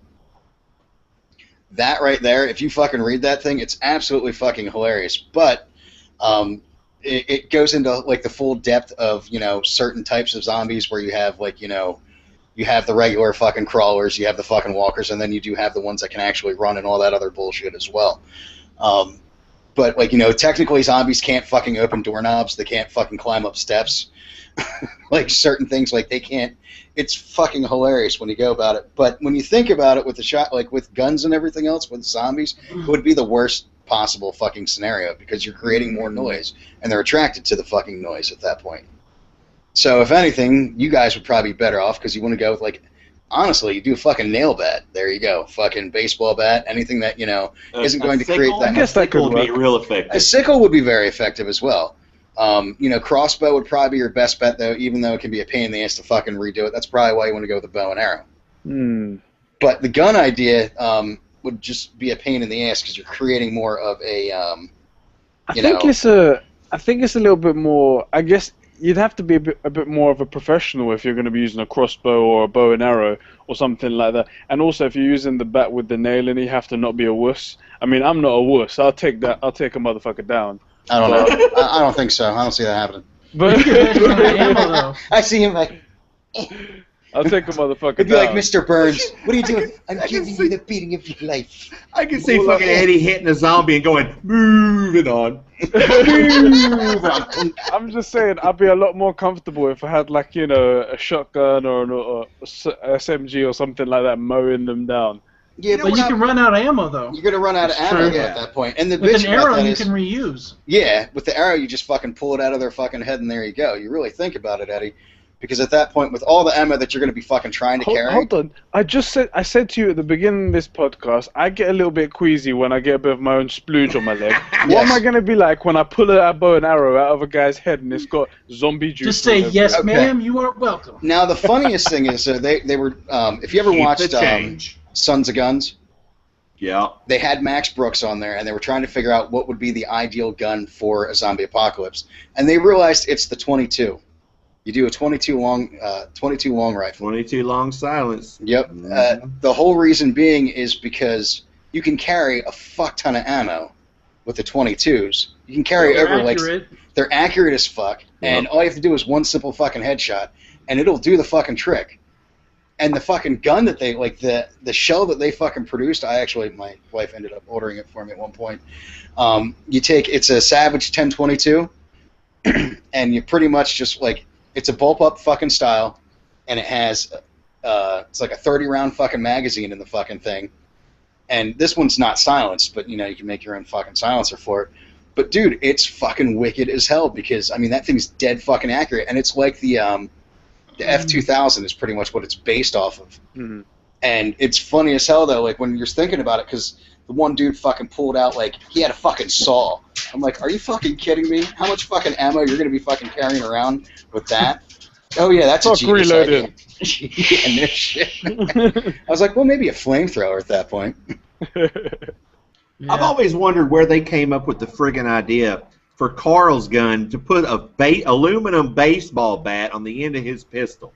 I never understood that. What? See, you know what? Like that's on The Walking Dead. To be honest with you, I stopped watching The Walking Dead after, like, you know, the whole governor fucking incident. That second, like, the third season's just fucking. Well, you might want to come back this year. I can't tell you why. I have no interest in it, to be honest with you. Oh, I haven't watched it yet. You know why? All right, you can only go for so long with that TV show. First of all, that's one. Two, they completely fucked it all up because the graphic novel was 10 times fucking better, and they just veered off of that, and then they started bringing some people back in, and it just, I don't know, dude. I was very. It'll all transfer over to Game of Thrones right when it's getting interesting.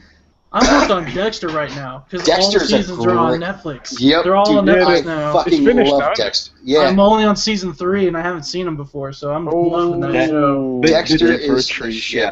When I'm off with my surgery, I've got plans. Number one, my wife will be enduring the entire Star Wars, the entire thing from beginning to end. The second thing we're going to do, we're going to watch Breaking Bad from beginning to end. Hell yeah! And Dexter. That's the 3 things we're planning on doing. I'll tell you what. I like how there was no sex involved in any of that. Number one, I'm having surgery and she's having surgery. There's no sex for anyone in this motherfucker. Yeah, I was going to say, how is that going to be physically possible at that point? Right. The amount of pain he's going to be in. Just don't touch my skirt. No, you don't touch my. Yeah, the best thing about my house is I've got one of those Tempur-Pedic beds that, like, I can lean up like this. So I basically have a hospital bed at my house that's a hell of a lot more comfortable. Oh, that's nice, dude. See, I have a Tempur-Pedic bed, but we don't have the one that does the old man lift thing. The fucking silly Posturepedic. The motor on mine was $700. The Craftmatic adjustable bed. Yeah.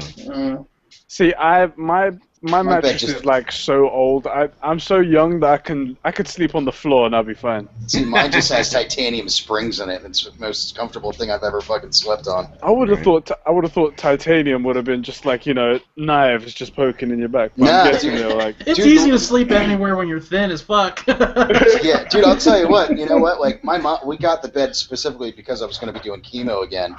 And I have to say that is like the most comfortable bed I've ever fucking slept on. Like, my back used to be all fucked up and everything else, and when we got that, man, because it's a firm mattress, but it has the pillow top on it. Right. And it is comfortable as fuck. I mean, first night of sleeping, I was like, woke up, was like, my back doesn't hurt.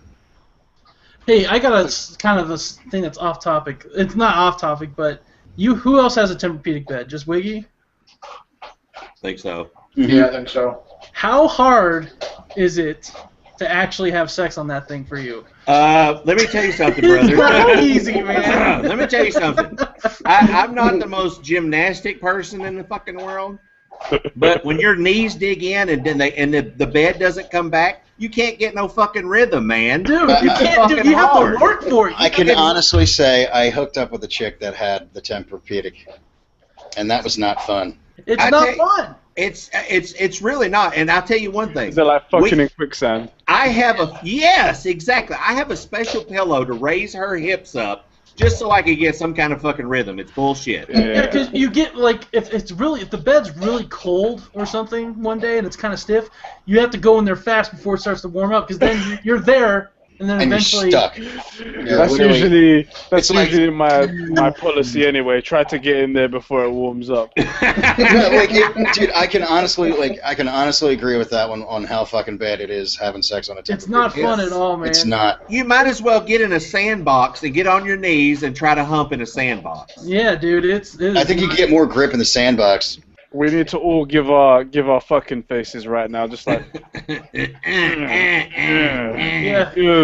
I think the funniest thing is I will say this. I'm really happy that the lights are always off because I'm afraid to see any face that I'll fucking make. When you're like, oh! My face is like those old Milwaukee's Best commercials. Bitter beer face, man, that old man.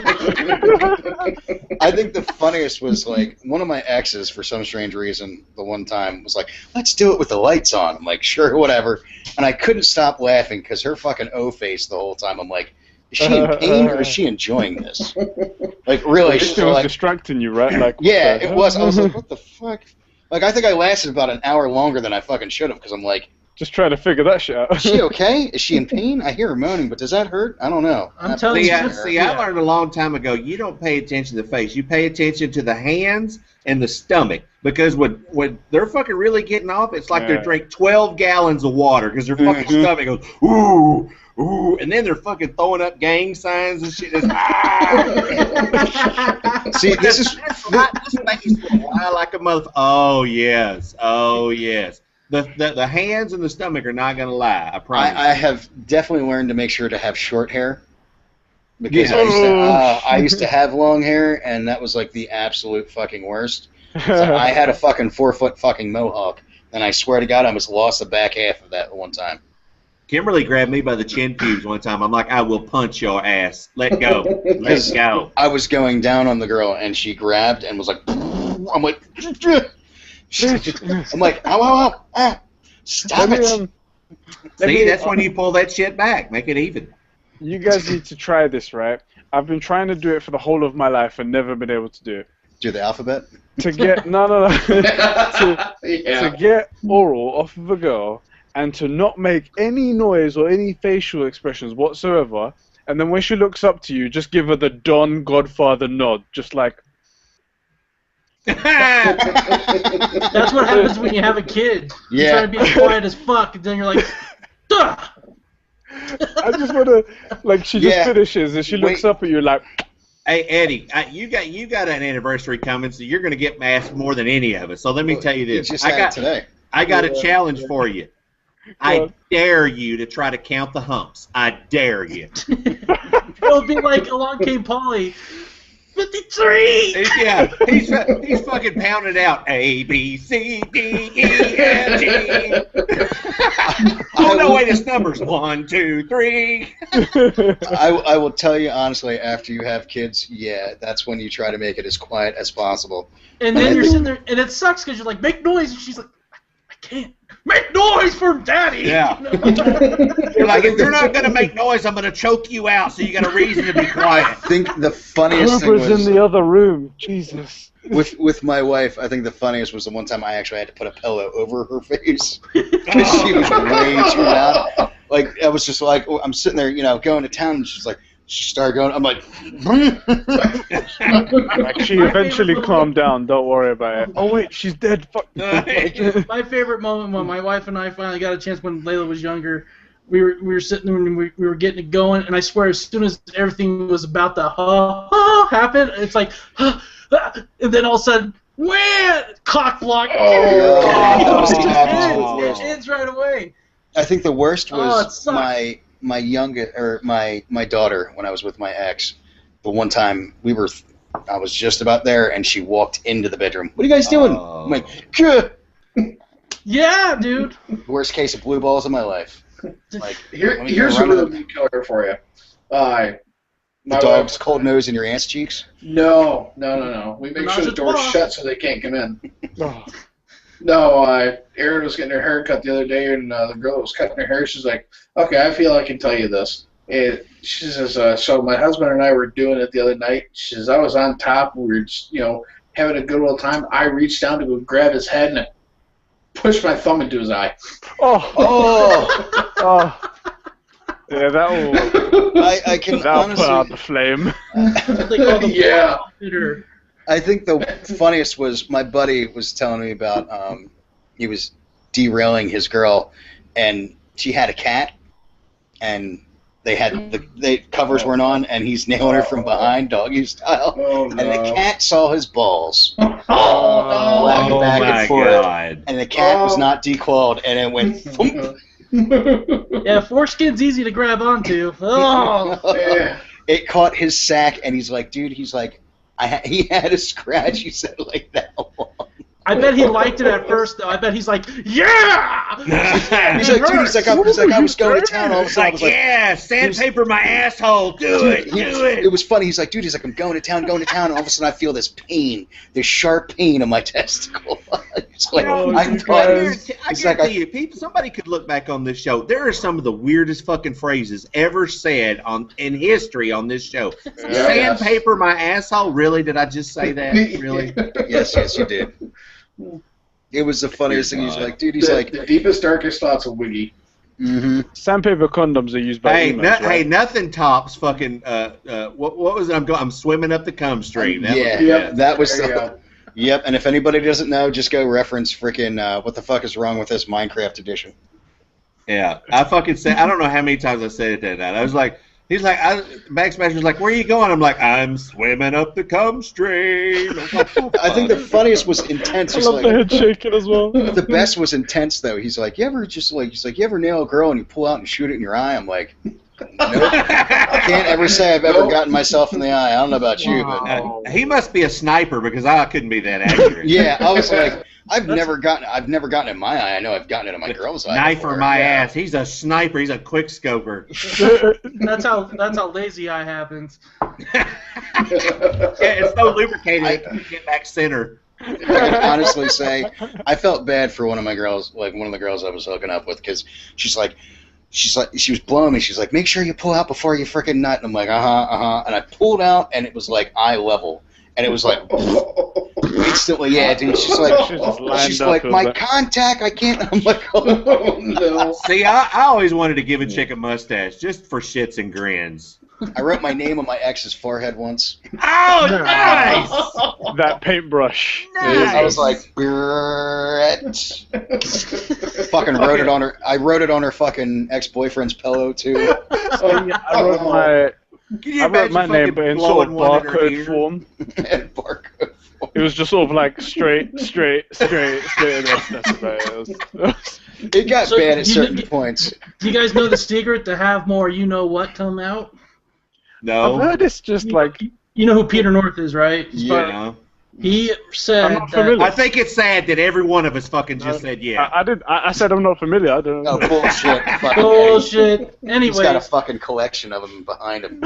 And Tommy Lee wrote a book called Tommyland, and he talks about Peter North because, and he's like, I asked Peter North how he gets such big cum shots. And Peter North told me, he goes, before a scene or I know I'm going to shoot a scene, 24 hours prior, I eat a stalk of celery. Yeah, I heard that too. A cucumber, and because whatever vitamins that are in those things produce the liquid in the balls. Yep. I'm going to tell you guys something, that you may not have known about Peter North, and it might destroy every porno you ever watch of the fucker in it. He used to be, and this was where he originated in gay porn. I knew that. Yeah. I knew that. How do you know that? And I was like, what? That's why I always felt betrayed. It's like, do your own kind, fucker. Yeah. Most guys start off that way, though, because they don't get paid much when they do straight porn. So they start that way until they start making money. It's like Ron Jeremy sucking his own joint. Wow. Good God. But anyway, guys, I'm going to have to get going. Getting a little bit late, sorry. All this dick talk, we've chased him out. I already have Peter North on Google Images. I'll be right back. Could anyone send me a good link to a Peter North? She fits me like a glove. You're guaranteed to get a good couple of Peter North ones when you're like giant load on her face. I swear, I've heard him say that more than once. It fits me like a glove. Yeah, it's like, what kind of glove is that? King Kong's glove, motherfucker? The pink sock. I swear, he had to do physical damage. I swear, because women just aren't built that way. Yeah. And then again, we're just talking about that an 11-pound baby coming out. I take it back. Dude, They are fucking made that way. That I can honestly say the fucking 11-pound baby, dude. That would just, dear Lord, man. Well, see, that's what's funny, man. Because you know, my wife's tall. She's 6'1". I'm 6'5", and we were thinking we were gonna have a huge kid. Well, when my daughter was born, she was only 7.5 pounds, and that's normal, I guess. But that's now, about average, yeah. But my daughter, she's growing like a dog would, where they're a puppy one day and the next day. My daughter is only 2.5 years old, and she's 3 feet 4 inches tall. Mm-hmm. How big are her shoes? Yeah. She wears, I don't know how to explain a girl size. Her shoes are huge. Yeah. And when people see her, it's just so funny because 5-year-olds go up to her, like if we're somewhere, and they start talking to her. Well, she's still 2.5, so she's still like blah blah blah blah blah blah blah. Mm-hmm. And then the kids like look at her like she's stupid. I was like, she's taller than you, but her brain isn't as old as yours. Yeah. Right. Well, dude, that's I completely feel you on that one. My daughter Sophie is in the 90th percentile for height. Yeah. And she's in like the 50th percentile for weight. And she's 3 years old, and she towers over these kids at school. Both my girls, like my daughter, my oldest, she's taller than me. She's 12 years old, and she's fucking 5'9". I'm like, Jesus Christ. Yeah. I'm gonna take you down at the ankles, kid. And my poor kid, man. I'm gonna get going. All right, Eddie. Have a good one, Eddie. Have a good one, man. See you, man. Listen, bro. I'll probably be going here soon too. My wife just texted me saying she's coming home from Chuck E. Cheese. So. Well, we're glad to have you on, dude. It was awesome. I'm glad I could finally get on, man. Yeah, Shit. man. Anytime you fucking want on, dude, you know the deal. You know you're Well, this fucking... is the most fun I've had in a podcast in a long time. So. Yeah, we really do try not to do gaming. We do that the other fucking time. Yeah. This shit here is just all of it. This is like a conversation if we were all sitting in a room. This is exactly what would happen. Yeah, like that's the funny thing. Everybody expects us to like be talking about gaming, and I'm like, look, we do that enough as it is in our free time. This is kind of bullshit time and goof around and have fun. Yeah, I mean, I prefer that. I mean, I don't even make videos anymore because I get sick of being like, hey, here's another Call of Duty video. Well, see, that's I really do you get that little gag whenever you're like, this is a little poem? Wait, I will say, go ahead. I'm sorry. No, go ahead. I will say this though, on today. You know how whenever it's about gaming. I'm sorry, but you know how Activision's always like, go here if you have lag. This is what you need to do. Mm-hmm. And we're like, I'm not gonna do all that. I just did it for shits and giggles today. Took me 2 hours, but my Xbox One was at that type of strict. And when my Call of Duty, when it went on there, it said that it was at strict as well. So after I did all the port forwarding, did everything they said, now my Xbox is at open, and as well as my the game, the COD Ghost is at open. And the cool thing is, I had to call my internet provider so that they can unlock it, so I could do that to make it safe. So that way, so it's still safe that no one can get on my internet. I played 3 games, and I haven't played for a week. Each game I went 25-2, 27. Yep. No curved around the corner bull crap, and you get shot. It's playing great. Here's the funny thing: when my internet speed is really freaking high, because I have business class. I'm actually probably gonna be getting off of that shortly because it's a lot of fucking money. But when I was playing on Black Ops, I actually had to literally download 5 movies at a shot and watch 2 fucking Twitch streams. Yeah. And then make sure everybody else was on some sort of device because it was 300 up and 150 down. Yeah. And Call of Duty can only handle like 50 megs and that's it, you know? It's like, what the fuck? I'm like, you know, and that's what I hated about lag comps so much. I'm like, dude, I gotta sit here and dumb down my internet because some kid's running a fucking McDonald's internet connection. And that's, you know, like that was my biggest thing. Like that's why I ended up going to Battlefield because I'm like, dedicated server. I don't have to worry about this bullshit. Yeah. And that's why I've stuck with it. I mean, granted, you know, I will say Battlefield has had their issues, but I still enjoy the fuck out of it. Yeah, it was nice. Chris will tell you, on Xbox One, you go play back on 360, it is totally different. The best way I can explain it is like playing Call of Duty on 360, like Modern Warfare 3, and then going to the Wii and playing Modern Warfare 3. That's Yeah. how the graphics look. It's unreal how different it is. Yeah, I have. Wow. That's one thing I did notice because I was at a buddy's house and he has the Xbox One and we were playing on that and I'm like, my God. Just like what I'm like, the fucking colors. It is beautiful. The controller just feels good too. Yeah, man. it does. It feels really nice. Yeah. I love the controller, and I love how the trigger vibrates when you shoot, man. Oh. Hell yeah. You That's- know, did you see the big release, the announcement yesterday? No. Microsoft has finally said, okay, we get it. We have a release coming in 2 weeks that's going to fix your party chat. You don't have to turn on party chat anymore. I am so sick of not being able to talk to people when I play with them. Yeah. See, that's see now. Here's the thing, though. What cracks me up is, ever since they went to the Xbox One, the party chat on 360 has been fucking up. Really? Yeah. Big time. Like all of a sudden, you'll be talking to somebody, and you'll see somebody leaves the fucking party, and then they're back, and then they leave. Like it just randomly fucking goes. Like somebody gets booted out of the fucking party, and you're like, what the fuck? And then you have to rejoin the fucking party. Now, I talked to Xbox support on fucking Twitter for 45 minutes because these fucktards didn't quite grasp the concept of what was going on. I'm like, what? They're like, well, are you on Skype? Or I'm like, I'm on the Xbox 360 playing the 360. We are in party chat, and it kicks me out of the party chat, and then it kicks me back in, and then it kicks someone out.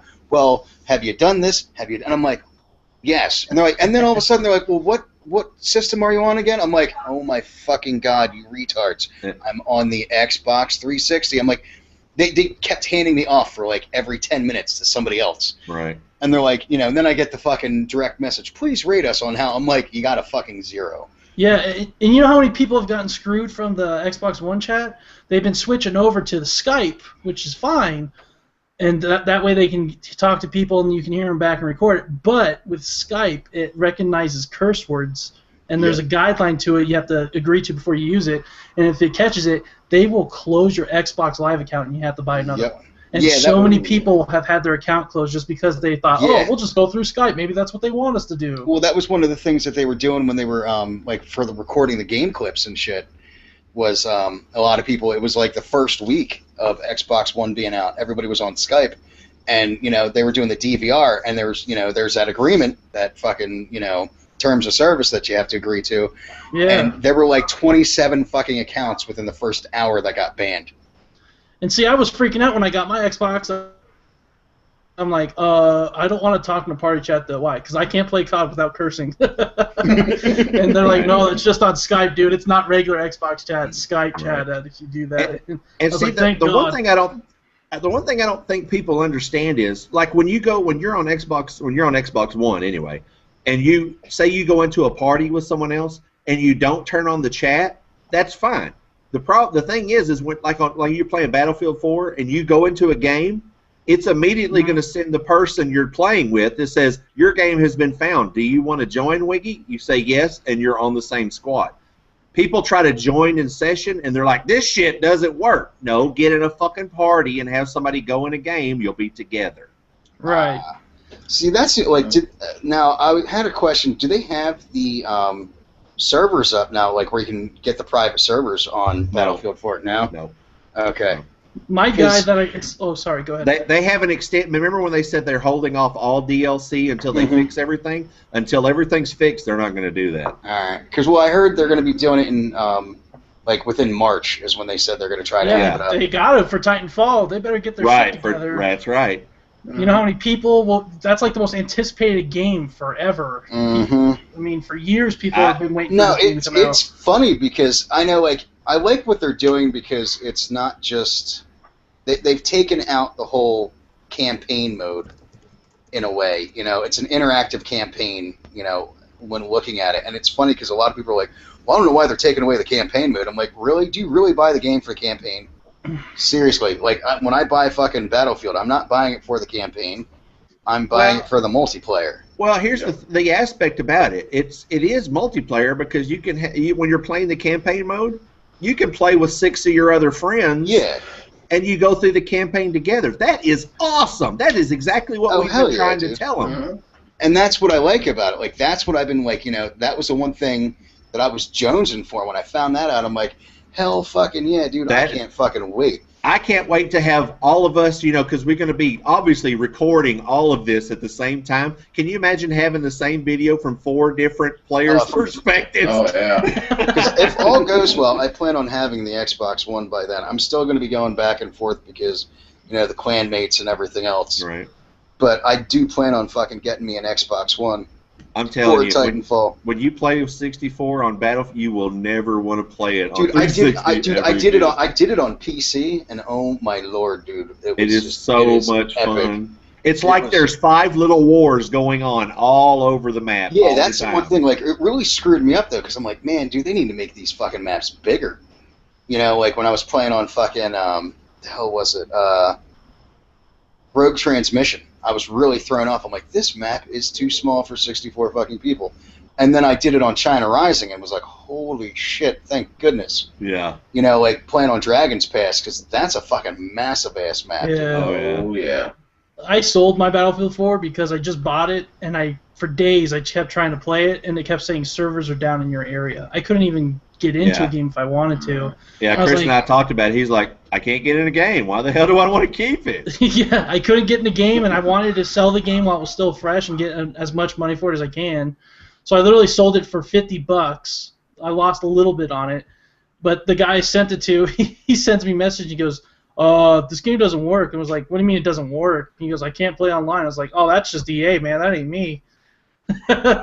So he's going through the same thing I am, because the guy who bought it for me, he lived in Colorado too, and he's like, yeah, so whatever. That sucks.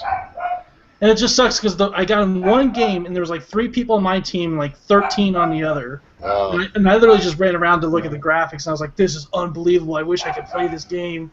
It was a cool game. I have to say, like, by far, that's probably, like, my favorite one. I mean, Call of Duty, when I played Battlefield 4 when it first came out, and I played it for that first week, and I loved it. And then I went, I'm like, all right, I guess I'll go to the midnight release and get Ghosts. Now, the funniest thing was, Cobe literally hops on for one game, and then all of a sudden I see him hopping on to Battlefield 4. Yep. And I'm like, not playing Ghosts? He goes, dude, I went 4 and 24? No, I went 9 and 27. 9 and 27. He's like, fuck this shit. I'm going back to Battlefield. Yeah, that first night. That first night, Call of Duty Ghosts was rough, man. I have my very first gameplay live, and you could just watch the lag. It was ridiculous. Yeah, dude, I remember seeing that fucking video. I was like, oh, and the lag was terrible, and I got so pissed off from getting killed on 2 bullets. And I'm like, what the fuck, dude? Usually I was a running gunner, and then now I'm like stuck to sticking around in the fucking outside corners of the fucking map. I start camping. I'm like, I hate this game. I cannot have fun. Yeah. Chris was in my first game. I got a chem strike. He's like, you fucker, I'm selling this motherfucker. Yeah, that's funny. He goes, no, it's just it's a care package kit. I went, no, I can see it. It says chem strike. He goes, bullshit. I call it in. He goes, that's it. I'm done. Yeah. Dude, I was playing with Knife Happy, man, and I was raging so bad. Finally, I was like, you know what? I'm done. I'm done. After that, fucking I ended up putting in fucking Battlefield. And it's funny because, I just transferred over into this clan, Exiled Kings, to help fucking rebuild the clan. And I can honestly say within 2 weeks, I went, fuck it, I'm starting my own Battlefield 3 or Battlefield 4 squad. Yep. And my fucking section leader, because we don't have a general at this point, he's like, really? Why are you doing this to me? I'm like, dude, the game's unplayable. I can't stand fucking playing it. I'm gonna fucking break it. And I'm to the point where, you know what? Battlefield, I'm comfortable, I'm relaxed, and I enjoy the hell out of it. I don't have to worry about this bullshit. And dying in Battlefield 4, you're like, nah, here we go, let's go back again. Because you know that 5 other awesome things are going to happen before a death like that is going to happen. Yeah, like, usually, like, my only issue is, the kids with the fucking DMRs that fucking spam the shit. I hate that, dude. Just to hear that. Yeah. Oh, my God.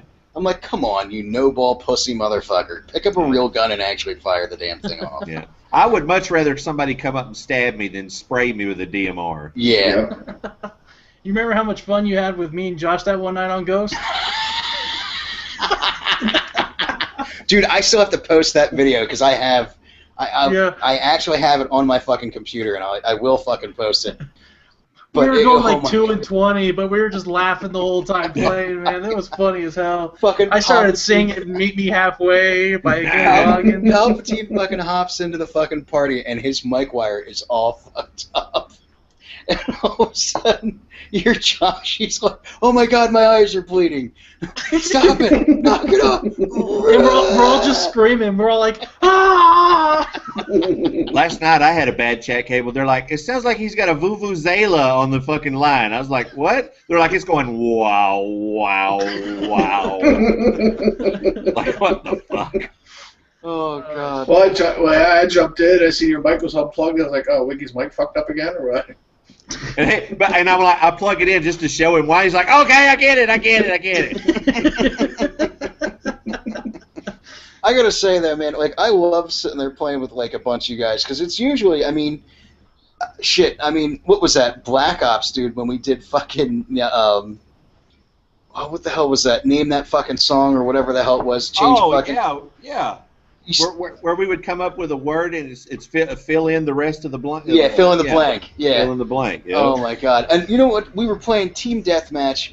We weren't giving a fuck, and we were raping kids the whole fucking Hey, that's what we need to do tonight. We'll party up on Battlefield 4, and we'll play fill in the blank, and I'll record it. Dude, it was funnier than hell because we're just sitting there goofing off the whole fucking time, not even fucking caring, and just. And then you go, "Oh, we won." Yeah, it was like dude, we were coming out like, I mean, we were beating these kids by like, 3/4 of a fucking score, and we're like, "Oh shit, all right." That's usually the games that would normally be 6 or 7 minutes long, we're like 3:35. It's like, what the fuck? We're not thinking about the game, and we're destroying these kids. Yep. Yeah, dude. Like that was when I remember we had to get the triple cap. I had to get the triple cap. Fucking. To get that medal or whatever. Yeah, the domination fucking masters. I had to get, and I remember we beat these kids 200-4. Yeah. Wow. And it was like right off the bat, we're like, we're going for the triple cap. All right, fine. So we had 2 people on fucking A, 2 people on B, 2 people on C, and everybody had tack inserts, and that's all it was, dude. We were just raping these kids, and we were all just like, we were cracking jokes and shit like that, and all of a sudden, I'm like, first half is over, and I'm like, they haven't even fucking scored. How did they not score? I love those games. And, just like, it was funny, because that was when Black Ops wasn't bad. It was right before all the patches started coming in. And then all of a sudden, once the fucking patches came in, it was just like, oh, fuck. Well, we're going to fucking nerf this gun, we're going to nerf that, we're going to take the rate of fire, and I'm like, really? Just when the game got good, you guys have to fucking destroy it. Because so many people complain on Twitter about every stupid little thing. Oh, God, it's because they fucking catered it to the fucking, I swear the most used word on Twitter that year was FAMAS. Yeah. It's like, what the fuck, man? But then they did nothing to the AK-74U. Oh, no. No. Yeah. Let's just put a silencer dildo on the end of it and go to work. Yeah.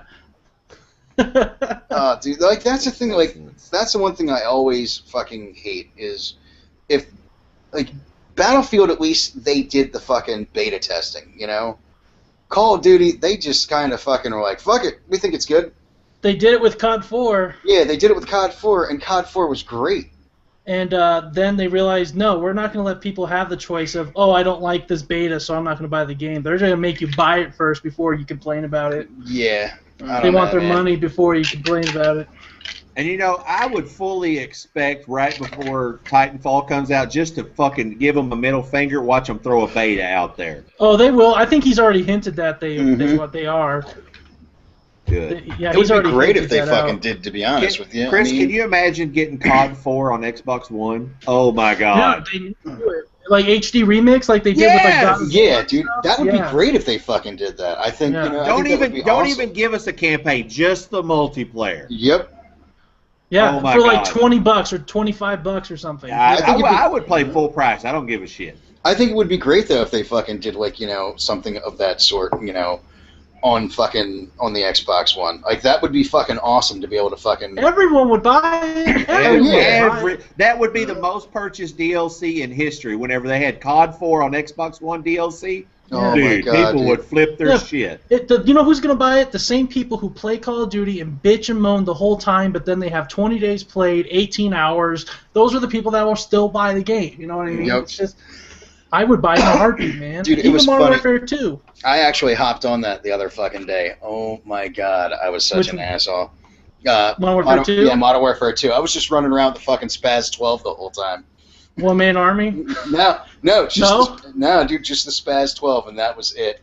Isn't it sad you can say one-man army tubes? You don't even have to say the game. One-man army tubes, you know exactly what people are talking about. Yep, never went with it. No, dude, and I was pissing kids the fuck off because, dude, the fucking range on that shotgun is absolutely it's ridiculous. epic. Yeah. Remember the Ranger when the game first came out? You could snipe with that fucking thing. Yeah. That old shotgun. A Kimbo 1887. Mm-hmm. What the fuck? From across the map. Yeah. Yep. You know, all you got to do is look on that half of the map, pull the triggers, headshot. That was a patch they definitely had to fix. Yeah. You know what cracks me up though? Like you see people like LP, like Loyal Patriot, and I've noticed you rarely see a lot of Ghost videos. All of a sudden he goes Ghost came out and he maybe put out like 2-3 videos, and then what did he do? He went back to fucking MW4. Or he goes to fucking, not MW4, he went to COD 4, where he's fucking, MW2, and he's getting fucking higher fucking views on that shit than he is on Ghost. Thunder's doing the same thing. It's a smart thing, though, man. Like, I can honestly say that, those games were fucking great, still are. And those were the games that made them who they are today. Mm-hmm. Yeah. So, yeah. They're what allowed the shit that we buy today. You know what just makes me mad about Modern Warfare 2? The only thing that really I don't like about the game is just because of that one-man army crap. I'm just surprised that the whole time that it was in its prime, it was never really brought up to be patched. And then by the time everyone started doing it, there was already a new COD out, and they didn't care to patch it. Yep. Yeah. But they did care to patch a Hebrick, thing above a toilet that was offensive. They did manage to patch that. No shit. Or a rock that you can get into and can't be killed. They can fix that shit. Yeah. What cracks me up, though, that was bullshit, too. You know what else? And it's funny, I actually enjoyed Modern Warfare 3. Everybody I know is like, I fucking hated it. I'm like, no, I loved it, too. I had fun. I mean, it was funny when Black Ops 2 came out. I remember I was at, once all the issues we started having with it, we went back to Modern Warfare 3, and I'm like, so this is what hit detection is. So this is what happens when people die. Yeah, when Black Ops 2 came out, I only prestige once in Black Ops 2. That game was just terrible for me. You know what? I ground that game out so bad, I was Master Prestige by a month. Yeah, I could have, but it was one of those games where I didn't know what was wrong, but I'd be getting shot when I'm already 800 feet past the corner. Yeah, fucking. And I'm like, how did that happen? And how the whole fucking map was nothing but paper. Bullets went through everything. Yeah, and head glitches were made for everything. Every map was made like a paintball map. It wasn't like a cool map, where the whole respinning of maps is what pissed me off. We're going to come out with DLC. First of all, we're going to give you a gun that fucking sucks. The fucking Peacemaker. Peacekeeper or whatever? The Peacekeeper. I called it the fucking Pacemaker because it gave me a fucking heart attack every time I tried to fucking use it. I would give anything if they would give us a Bog, because that's the best map ever, man. Bog was my favorite. Bog and the one that's got the launch missiles on it, that one, COD 4, that's the best. But it just, they're like, hey, we're going to be very unoriginal and we're just going to reskin new maps. Yeah. I was like, come on now, man. Come here, you want to say hi? Come here, come say hi to my friends. Say hi. Hi. Oh, hi. She's so adorable. Who's that? She's like, it's Wicked Shrapnel. No, more like Wiggy Shrapnel. It's Wiggy Shrapnel. Wiggy Shrapnel. There's just some cute glasses on her, man. Yeah, she knows it too, man. She gets so much stuff for free. It's ridiculous. See, that's the thing. It's funny. My daughter does the same stuff, because she's so cute. Everything, I'm like, this kid's spoiled to death. It cracks me up. Literally. And, of course, me being me, it's my last kid. I'm not going to have another one. So, she bats an eyelash, and instantly I'm like, okay, I'll give in to you. Yeah, dude, and this is my firstborn, so it's, yeah. And I'm telling you, dude, little girls will have their daddies wrapped around their pinkies like none other, man. Yeah, I mean, and I'm lucked out, man. I lost my job like right after she was born, and I've been able to take care of her every day since. So I'll tell you what, you know, like I can honestly say, like ever since when I got laid off, I've been, you know, I hang out with my daughter a lot more, and it's funny. Like now she's in daycare, which is kind of nice. But I mean, I never really got that with all of my other kids. You know, I always worked a lot, or I wasn't around. I was on tour. I was doing, you know. yeah. So with the baby now, like with her nickname is Bean. Her name is Sophia, but you know I call her Bean. And you know, she literally has me wrapped around her pinky. She's like, "Daddy, can I have some chocolate milk?" I'm like, "You just had chocolate milk like 20 minutes ago." But Daddy, I'm really thirsty. Can I please? And a part of me wants to go drink water. Yeah, and I'm like, well, dude, I'll give her water and she'll drink it, but she's like, chocolate milk. Like, Daddy, chocolate milk. Pretty please. I'm like, all right, fine, let's go. You know, and my mom's just like, you know, she's like, you give into that kid so easy. I'm like, look, she's my last one. Yeah, I exactly. said, you know, I was like, you know, and she's adorable, she's great, and then when she acts out, I'm like, I'm gonna kill you. Yeah, exactly. I have a video called "Punching a Baby." Yeah, that was bad. That was a good one. Dude, it's got like 2,000 views because I think Yeah. people thought it was a totally different type of video.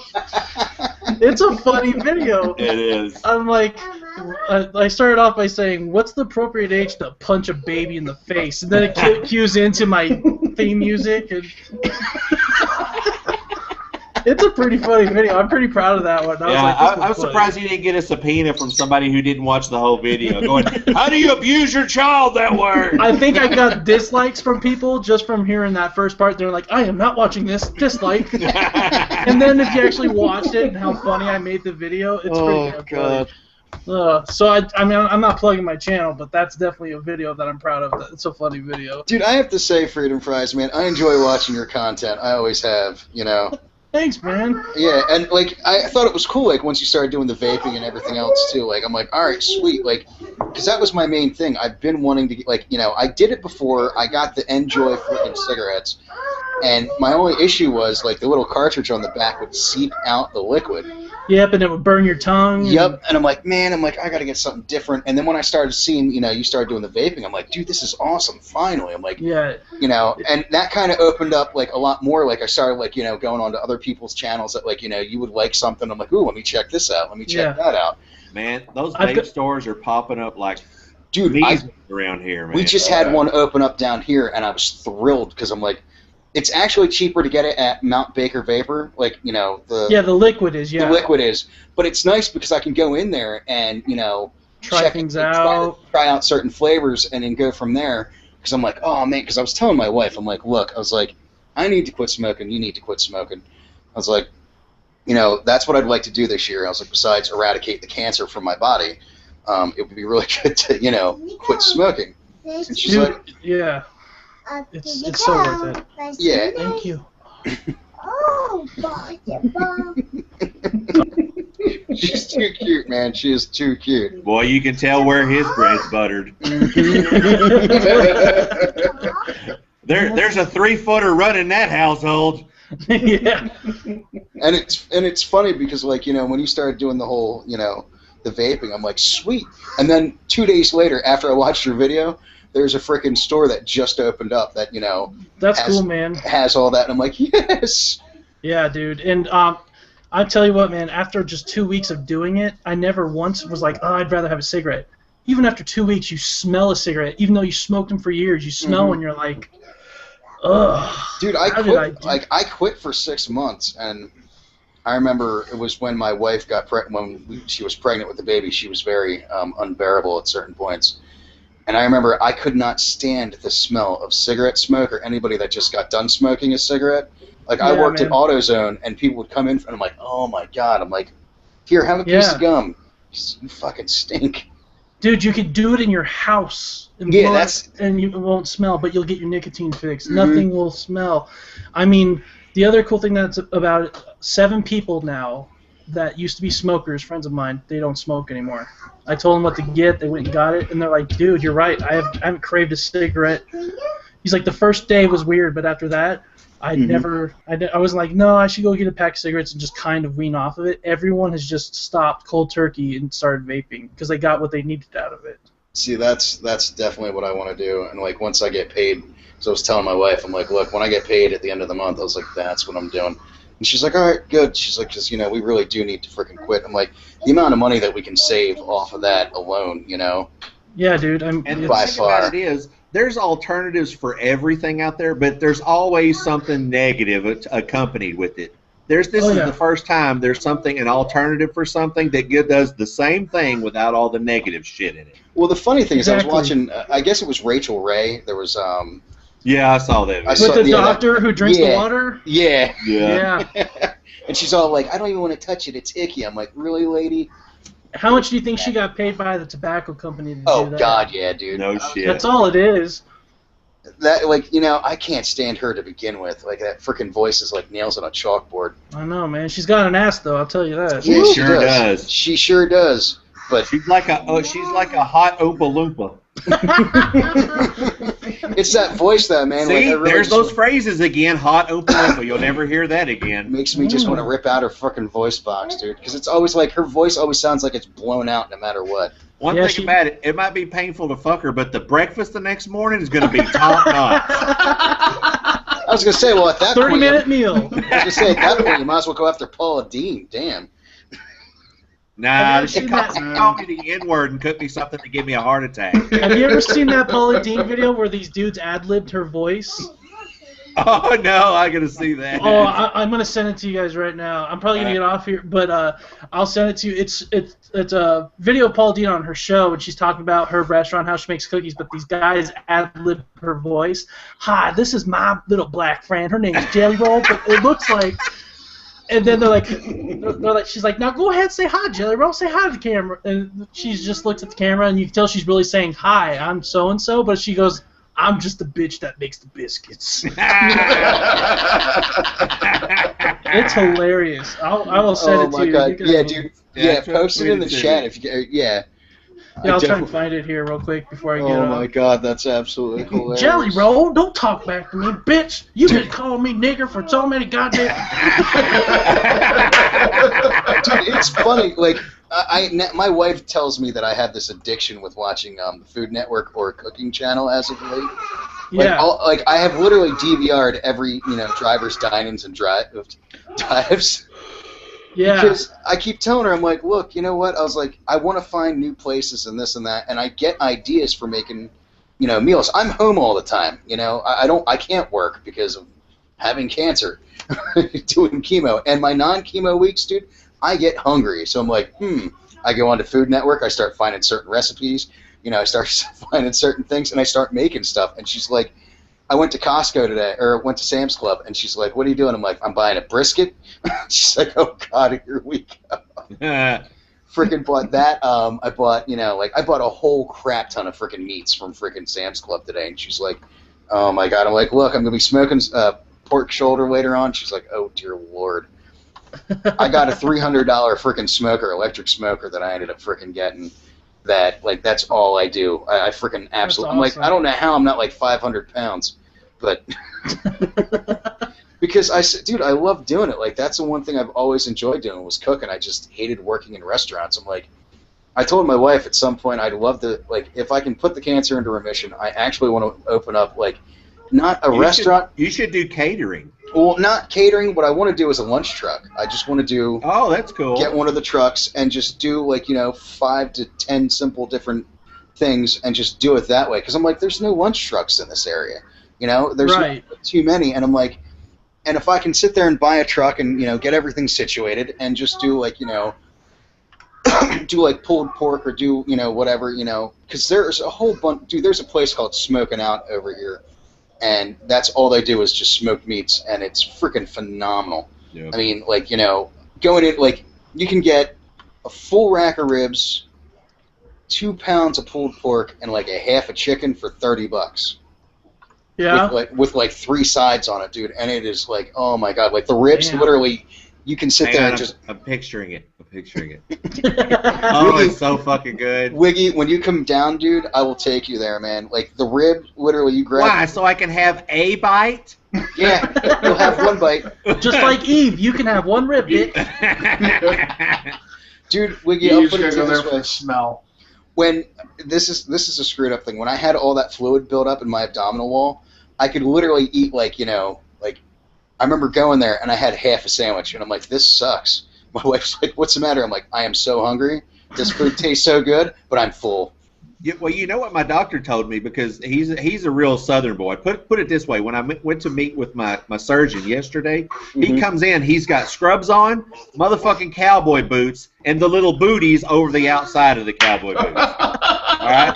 So we're talking about food, and he goes, let me tell you this story. And I'm like, because that's all he does. You can ask him what time it is, he'll tell you how to build a watch. That's how bad he is. So I'm asking him, I'm like, so patients, do they go out to eat? He goes, well, let me tell you this story. He goes, one of my patients came in and she said her biggest weakness in this world is Whataburger. She loves it. If y'all don't know what Whataburger is, trust me, it's the only reason to come to Texas as far as I'm concerned. But he said she goes in and she orders a Whataburger with cheese, with everything. She cuts it into 4 pieces, and that's her lunches for 4 days. Oh, my Lord. I said, you know what? I'm going to make some money off this deal because I don't have to buy food no more. Yeah, no kidding, dude. At that point, shoot. Yeah, I'm going to take my wife to the finest restaurant and go, we'd like the appetizer, please. I sent you guys that video. I don't know if you want to watch it while on stream to get your reactions.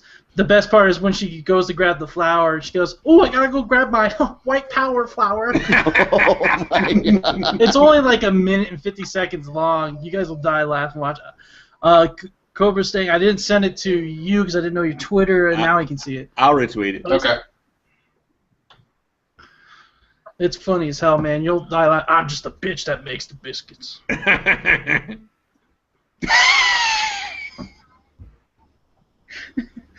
African American cooking with Paula Dean.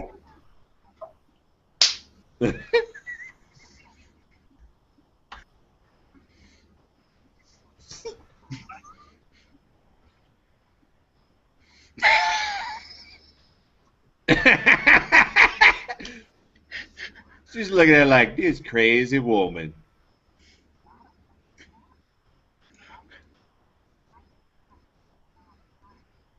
She's going to tastier than God's cock. Oh my God.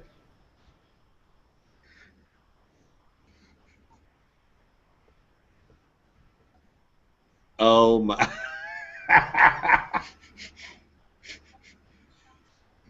You learned to read. Oh my God.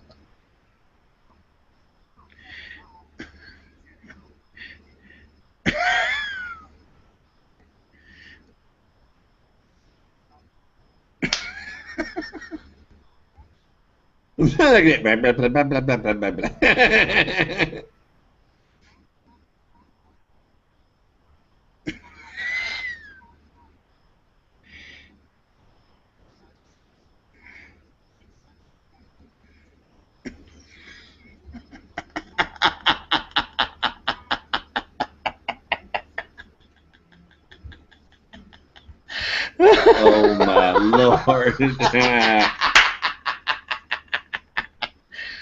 Oh my God, that's fucking epic. That's Awesome. fucking hilarious, dude. Awesome. Oh wow. All right, boys, when you're gonna be on Battlefield 4? All right, yeah, I think we're gonna end this now. Cool. It was fun. I'd like to thank Freedom Fries for showing up, Wiggy the Hut, Young J 2525, fucking Inside Eddie, and Cobra Stang.